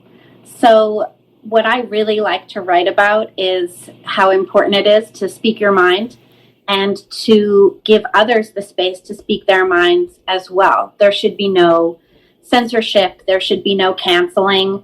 You can criticize someone for what they think, but you can't take their job away for what they think. Sure. There's a huge difference between those two things. So that's something that I really like to write about, because I want people to understand that the old liberal idea of saying something like, I hate your views, but I respect your right to have them, and I will fight for your right to express them, that is the epitome of liberalism. We have totally lost that on the left. We've lost that in progressivism. The liberal idea of standing up for someone's free speech, no matter what it is that they say, has all but disappeared from, or maybe entirely disappeared, I think, from the left political perspective in this country. And that's a shame. That's just such a shame. The way I landed in conservatism was that the conservative side of things was like, hey, we might not agree with you, but we respect your right to say whatever it is that you think. And I was like, yes, that's almost the entire point of this country. You can practice the religion that you want. You can still have your job. You can still get married. You can still send your kids to school. You can still drink the water fountain. You can, none of these things have a bearing on your right to civil liberties and independence in the public sector, and nor should they, right? So that's super important to me. I also write a lot about issues that I think are affecting women. So that was the Venus Rising. I'd like to say the name of the host, but I did look hard, but I can't find her name. So lovely women here that are super intelligent. It's just, I didn't know where to really cut the discussion, because there was nowhere to cut it, because, it's like an hour long, and it's just, you know what I mean? It's incredible. So you have to sit there and I'll put the link in. You'll have to watch all the rest of that discussion on your own. And are you seeing what I'm seeing? Am I making my point? Are you picking up on that, what I'm laying down? You see what's going on here? See, the most interesting thing in the world here is the fact that we have empowered humanity in this country, and we have liberated humanity in this country because of the ideals and the spiritual evolution that took place because of the Protestant Reformation. And the Protestant Reformation wasn't just about people who fled from the institutions controlled by Roman Catholicism throughout the Dark Ages. I don't call it the Middle Ages. That doesn't mean anything. That's just a cop-out. It was the Dark Ages, okay?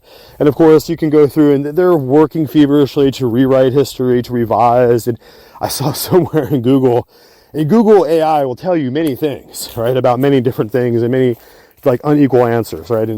And so you can see like places where information will be populated that will tell you that only 6,000 people died in the Inquisition, right? And so you can see they fabulously want to underrepresent the horrors and the atrocities and the built-in institutional terrors, and to just pretend like that centuries and centuries of totally shocking, trauma-based torture and murder of their own people who didn't seem to whoever inquisitor sat there in the dungeon and inspected people the way you might inspect a fruit in a grocery store. And these people are not like super enlightened people. They don't even know that bacteria exists, right? These are individuals who never drank a glass of clean water in their entire lives. But they're pompous, and they're ultra arrogant, and they're ecclesiastical megalomania as they sit up there and determine the ultimate truth of God here, and they persecute, they burn people at the stake. They commit crimes that are so horrible that we don't even have words for them. And this is all in the name of holy religion and Roman Catholicism. And so there's some responsibility that must be brought to bear if we're going to all be honest and be real and be rational people. And so it's hard for people when it comes down to issues of faith to ultimately turn away from their deepest held creed. And so that's why we don't ask people to turn away from their Christian heritage and the belief in their Savior and the nature of their religious duties to God, but we call in question those who are mortal men here on earth, who claim to have seats that are divine, who claim to have titles and to sit in positions of divinity and to decree God's word and to speak infallibly, or to have some kind of like moral authority to give people, to free people from purgatory, right? Or to accept to give indulgences from purgatory, right? So if we're going to all be rational, honest people here, and we're not going to be totally ignorant to the mechanisms and the forces of the systems by which we obligate ourselves and by which we live, we must know their nature and we must know their truth. So we don't call you away from Christ. We don't call you away from your obligation to do good to your neighbor and to do all the things that Christ said for you to do. We call into question the temporal and so-called pretended spiritual power of this papal system here on earth. And all those who would dedicate themselves solely to that and who would give themselves over to that total unlimited temporal power of a sovereign king, of a nation state, a city state, of which you guys say is the epicenter of your religion as Roman Catholics. So I don't want to take away your Catholicism, right? I'm interested in ultimately bringing you closer to Christ and to have all this heretical depravity of Rome peeled away from you, so that a little bit of leaven leavens the whole lump, okay? Just a little bit of spiritual poison poisons the entire system. So I will call you away to a system of personal relationship with Jesus Christ. The no system, no ritual, no demand for penances repeatedly. There's no penances. Yeshua HaMashiach, right? Jesus Christ, the Messiah, he died on the cross, and he shed his blood to ultimately bring you redemption of all your sins, even the ones you haven't even thought that you might ever commit, because he knew you from beginning to end, from past to future, from Alpha to Omega, right? He knew your entire destiny. And whatever was common to man, whatever you could possibly do, he loved you through that and saved you from it. So there's no going in to propitiate or to have the priest absolve your sins. All that is totally erroneous poppycock insanity. And you can't treat yourself like you're really rationally, stone cold, sober, really sincerely serious people if you continue to believe that nonsense, even if it was instilled from you into your mind from birth. Later on, when you became a man or a woman, you could read, you could compare notes, You could you have the responsibility of your own soul to make the decision. You have the liberty of your own conscience to decide for yourself ultimately what the truth is. And you are old enough at some point to reject the wrong and receive the right and to know the truth. And so we don't want to take you away from all these things that comfort you, the religious things that become disputes, like in Timothy, they just become useless distractions and disputes between believers, right? That's useless.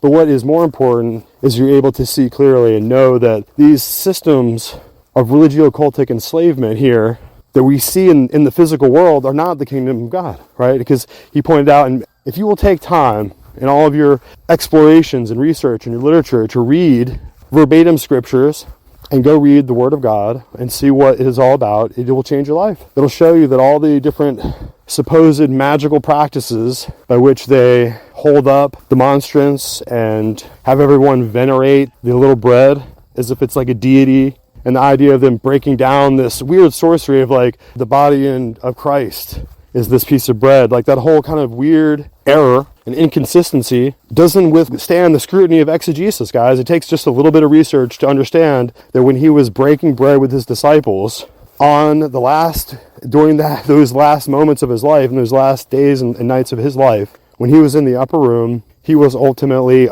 participating with his disciples in Passover. And the turning that beautiful symbolism and that beautiful history and twisting it into some kind of weird diabolical weekly Sunday ceremony is exactly what the New Testament is articulating when it tells you that if you drink and eat sacrifices that are unclean unto demons, that it can destroy your life. It can ruin your life. And that is exactly what this practice of Romanism does. And so you don't need to partake in some kind of polluted spiritual rite of Rome in order to have communion with other believers and have communion with Jesus Christ. And you don't have to confuse his words and go and eat a piece of bread and supposedly, if you will not eat my body, right? Because this is my blood and this is my body, right? That ritual is totally confused and totally twisted. And if you use a little bit of sober common sense and be a little bit reasonable and consider what is being done there,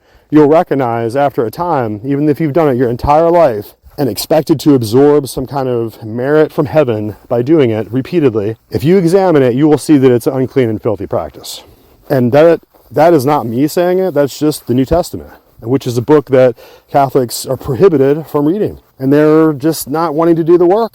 They're letting the priest do the reading. They're letting the priest do all the ritual and do the incense and practice all the practices. And they sit there and watch. And they come up and they dutifully do as they're instructed. And they eat the little body and the little bread and eat the little Holy Communion wafer.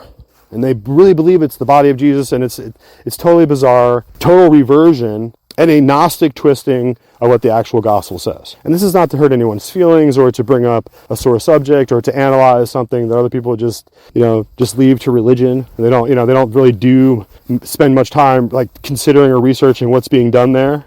They just follow along because that's what they've done all their lives, and it becomes a comforting, ritualized practice. And so you can see that if you just take some time to intellectualize the issue and to shed some light on the topics, that there will become more and more and more penetrating, meaningful questions that arise out of that kind of investigation. And that can be very disruptive because people don't want to challenge the prevailing order. They don't want to lose friends. They don't want to upend the apple cart as they've always seen it. They just want the comforting routine to just remain, and for the old practices that have been practiced from yeoman's days, right, to just be the thing that we must never challenge or never question. And so that will just not be a part of what we do here on Looking Glass Forum. But so what we need is for individuals like Limby Evans to just be totally free, totally liberated, totally empowered, and to a whole new dimensional level that it isn't even possible. Like if you go back to look at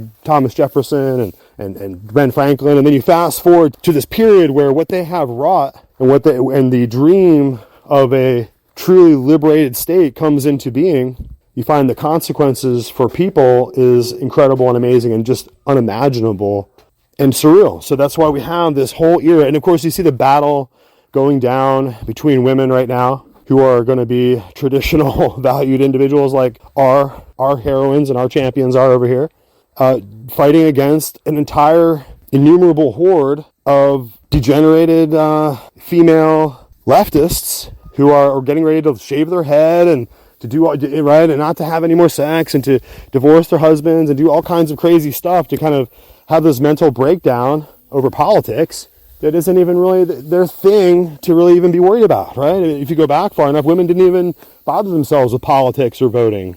And now it's such a big deal. It's just so huge and enormous psychological strain that it's become this whole process of like working through political issues has become like a mental illness, has become like a toxic viral ideological infection for these people who are never going to be the same, who are going to be totally damaged. I mean, these other people are being damaged in the scar tissue of transgender butchery, right? Surgeries, which deadens their lives, deadens their bodies, deadens their sensitive places on their body and ruins their lives even before they even hit puberty. And so in the same way, these disgusting and depraved ideological diseases are affecting people in these horrible ways and leading them to this kind of like psychological meltdown. And I think that the rest of us are going to be comforted that we are remaining in our traditional positions where there's no amount of like persuading me or, there's no way to go back to my fourth grade classroom and, molest me or manipulate me with these ideas that somehow that I should be a girl or, so some of us have been freed from the danger that these individuals pose because, we understand that this is a battle, this is a war for your mind. And other people are just they're totally ripe targets. They're totally like weak and empty vessels who are just going to fall. Their parents at home don't love them, or they have a broken home, which is understandable. And the effect of that in the development of children is something that these individuals are taking advantage of. They're taking advantage of kids who have autism. And many times they are getting autism from the freaking shots, from the immunizations and all this, the 50 different supposed vaccines or whatever they call it now, right? I mean, there's no telling what vaccine even means to these people. They're such sick liars. And after they destroy them, and then if they can't abort them in the womb, then they destroy their minds with these supposed vaccinations, and then they want to manipulate their childhood development and make them sick so that they think that they're going to rebel against their parents and change their gender and all that. And even if they go through the surgery, it ultimately leads to suicide, guys. It leads to suicide. It leads to the waking up. You wake up one day and you're 24, you're 25, you're 30, and you realize before you even got a chance to know what's going on, they ruined you. That's what happens. And because you've been tricked and duped into committing yourself committing yourself to this ideology so completely, and you've been trained with the propaganda and repeating it and buying into it, right? At what point do you say, hold up, I'm starting to change my mind, I want to get off, right? The trans exit, right? When do people get a chance to have a breather and really, look at the other options and maybe, have somebody to tell them how devastating the consequences of their decision. You know what it should be? This is a crime. I'm getting amped up just because I'm watching the Libby Evans videos. That's what's happening right now. So let's go back. We're persisting on with this incredible investigation and this review of our elite journalists, and we'll go through and just review it just a little more and see what else we can find.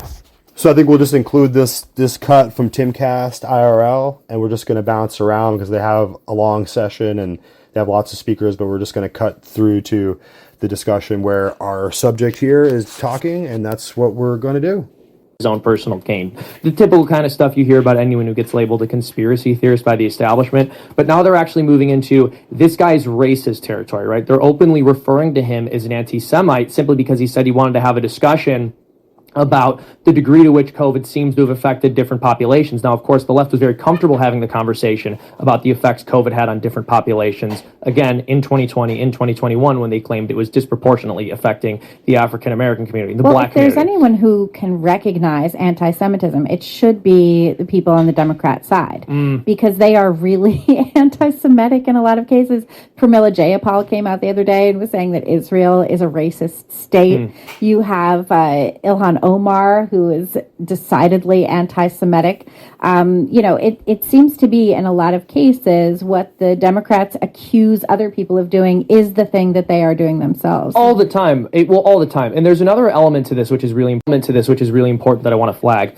They're using this term bioweapon, right? They're saying he's a conspiracy theorist. He's saying COVID is a bioweapon. And this is a term that people will generally associate with conspiracy theory. And because it's so bombastic, it sounds frightening. But according to Sir Francis Boyle, the American author of the American implementing legislation of the International Bioweapons Convention, anything created through gain-of-function research is a bioweapon. This is the legal definition. So if it's created through gain-of-function research, which many of these institutions are now acknowledging, given that they're saying lab leak hypothesis is more than likely, then it is a bioweapon. That's not a controversial claim. That's literally what the law says. That's literally what the man who wrote the law has said about it. And what the left has done is, guess what? Labeled him a conspiracy theorist. Even though he's literally the person who is responsible for implementing that legislation and writing around it. And they're saying, he's a lawyer, not an epidemiologist. How can he be saying it's a biological weapon? Well, because whether something's a biological weapon is not a question of epidemiology, it's a question of law, and he literally wrote the thing. This is something that's bothering me right now. So I'm looking at the New York Times article titled "Robert F. Kennedy Jr. airs bigoted new COVID conspiracy theory about Jews and Chinese." Is that the article in question? I haven't read the article yet. No, it's a New York Post article. A New York Post. Okay. It looks like these other outlets are picking up the claim. It's like Everybody a game of picked it up. telephone. And to be fair, you could see it all over Twitter too. Everyone starts coming out saying that RFK is racist and anti-Semitic and hateful and all of these kinds of things. It really was this classic snowball effect where you have, one headline drove everything. A lot of the people who are talking about this story, I wonder if they even read the article or watched the interview or just ran with the headline. I'm looking at The Guardian now. The White House is now chiming in on it. So it's not just news organizations. His sister condemned this statement. But this is the thing that's interesting about RFK's role in his own family. From the get-go, he was the media's favorite new conspiracy theorist, right? The day that he announced, that was one of the first things that came out. He questions vaccines. He's a conspiracy theorist. And, regardless of the fact that you don't necessarily have to take medical advice from a politician, I understand that. It is interesting that this was the brand they were going to use to hurt his campaign from the beginning, and now they're just sort of going back and trying to find more evidence of this. And that's why I think it's an important conversation to have. Was this quote accurately represented in the article? Is he referring to a study? Is he himself promoting false? How quickly we forget everything. We forget the beginning of COVID. We forget all of these conspiracy theories that, as they were called, about the lab leak and everything else that have proven out. Well, but there's another element to this too. There's a couple things I want to mention here. Firstly, this strikes me that he's our biggest threat. He's obviously gonna win the presidency. The Biden camp, I think we should call it the Biden camp that are makes like, sense. let's go with it. He's our biggest threat. He's obviously gonna win the presidency if he's not slandered and stopped, and he's the biggest threat to the medical pharmaceutical. Do you think he has a chance of winning the presidency? Well, Michelle Obama apparently is going to run, so no. What about Gavin Newsom? He seems to be making He'll probably a little be Michelle's noise. VP, probably. You I think so? I think if Michelle runs, Newsom won't stand a chance. Does Michelle Obama have any more qualifications than Hillary Clinton did? I think she has less. I think she actually has less, She to be wasn't even honest. Secretary of State. Yeah. One of the things you absolutely cannot take away from him is he pushed all the neocons and the warhawks out of the Republican Party, or at least the majority of them. He didn't really. A lot of them are in Congress saying that we need to have more funding for Ukraine. Yes, some of them are, but he pushed Liz Cheney out. He definitely changed the status quo. He made it clear that there was a massive base of Republican voters who were not going to go for that crap. The entire Republican establishment, or the vast majority of Republican politicians who are popular are speaking out against intervening in Ukraine. So a lot has changed in the Republican Party with respect to the messaging on warfare because of Trump. Isn't it really just the Freedom Caucus people? Well, I think they're afraid that RFK is basically going to do something similar to the Democratic Party, where he's going to make it a more hostile environment for people who support those kinds of policies. Is RFK a populist? Yeah, it's an interesting question. How do you define populist? Isn't a populist someone who listens to the people as opposed to trying to do top-down strategy and top-down policy approaches? Someone who wants to do what the people want to do? Interesting. I find that I want to hear a Democrat criticize RFK without conspiracy theorist in their world. Like, what specifically are you mad at him about? Use a policy. But that is what they're mad at. That's all they have, though. That's what I find so fascinating. They aren't able to use any evidence. They're not able to attack his platform. They just have to go for these like very racially charged, very emotional appeals to fear. That's their whole. Yeah. That's their whole playbook, right? Is they set somebody up. They say that they're a problem with their racial views or what have you. And that's what they do, and that's how they take people down. You can even see that with their attacks on Ron DeSantis, right? You have Joy Reid coming out and all of these others saying that Ron DeSantis is more dangerous than Trump, that he's more racist, more LGBT anti or whatever than Trump, all of this kind of stuff. So whoever it is that is a threat to the establishment power is going to be attacked with the exact same insults and the exact same smears. And what I think is really fascinating, I keep looking. So I grew up relatively liberal, right, in Massachusetts, Catholic. So I was pro-life, but used to be able to be pro-life and liberal and pro-labor and pro-life and liberal. That was like there is still a collection of pro-life Democrats. They just are like, why did you leave us behind? What happened? But so there were all of these things like question authority, right? Speak truth to power. All of these very standard things that Democrats and leftists would say. And now they refuse to realize that they are the establishment. They are the ones in power. These are the views that are, taking charge, that are shaping the country. And they still act like they are oppressed. Yeah. You have Joe Biden going out there like saying basically that the LGBT community is oppressed, but their flag was at the White House bigger than the American flags. He goes out and speaks more about transitioning kids than he does about what people actually need in this country. The community healthcare network, when this person asks, like, I need help, he's like, what do you want specifically? Like, I just want help. I want, you help. And the operator specifically brings up hormone therapy. Mm-hmm. So they are all aware of what a minor who identifies as transgender may possibly be seeking out, or they're aware of what specifically to offer. They do mention mental health care as one of the services they provide. They also mention medical intervention in the form of hormones. Yeah. And I find it interesting that we would have anyone trying to deny this, right? Like, why, when you have this kind of recording, wouldn't you just double down on like, well, we're supposed to be doing this? Like, this is where this kind of logic falls apart to me. That's what happens, right? First they say we're not doing it. Mm-hmm. Then they say we are doing it and it's good. Yep. A similar thing happened when Libs of TikTok called, I forget what the name of the hospital was, but it was a children's hospital. This was last summer in Washington, D.C.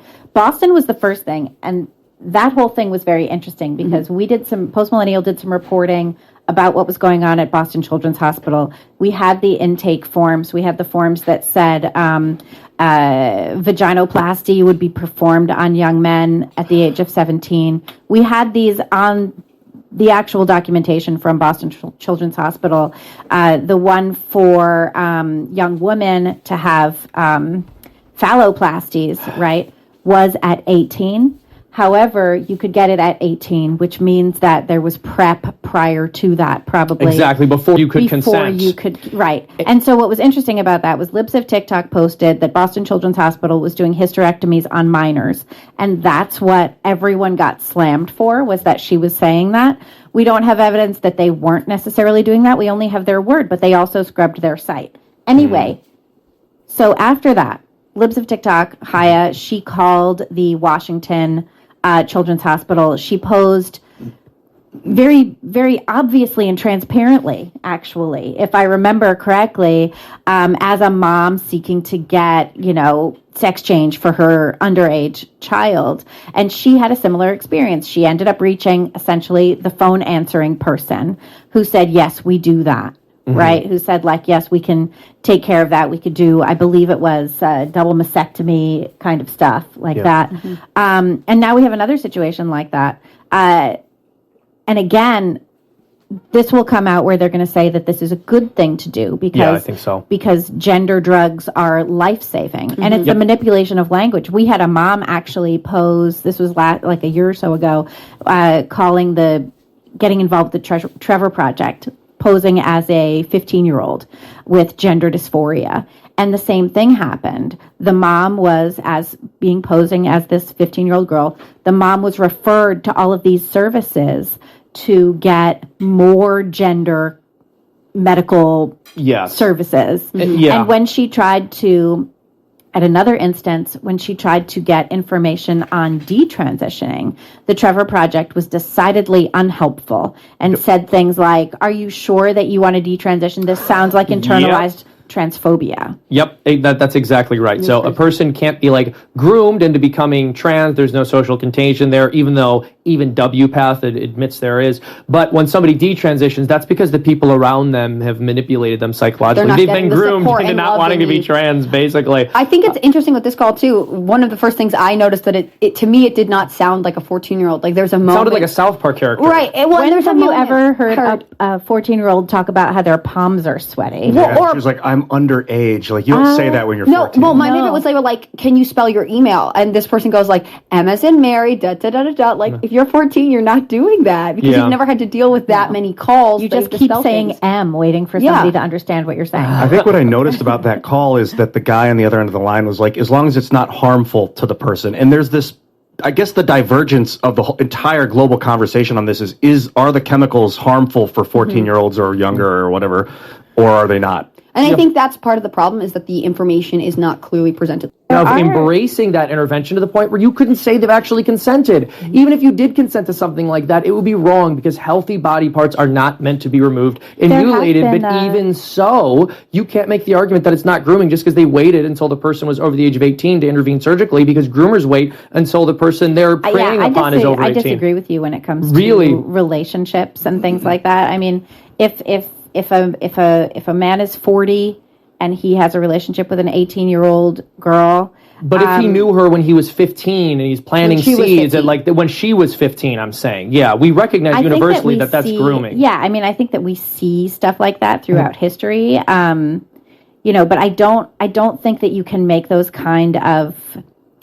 You kind of have to meet people where they stand, right? I mean, relationships are weird. People have weird relationships. Yeah, but a grown man knowing someone when she's underage and then dating her when she's 18 is totally grooming. Sure, I mean, in my family, I've seen relationships where the man is 31 and the woman is 20 and they get together. That's different. That's an age gap, but that's not, they knew each other when she was like a minor and young and vulnerable, and then as soon as she turns 18, they're together. What you're picking up on is if someone saw a 14-year-old and thought, on some level, I'm conscious this person is not of legal consenting age, so I'm going to continue to build what could ultimately translate into an intimate relationship. And the conversations that happen beforehand, like while there may not be any physical contact, it's not something that you would necessarily want. It's not something that you would necessarily want, but I don't think we can illegalize gender transition or sex changes for people who are of age, and I don't think that we can similarly illegalize or make illegal, is the correct terminology, relationships like that. Like if somebody is 18, if somebody is of age,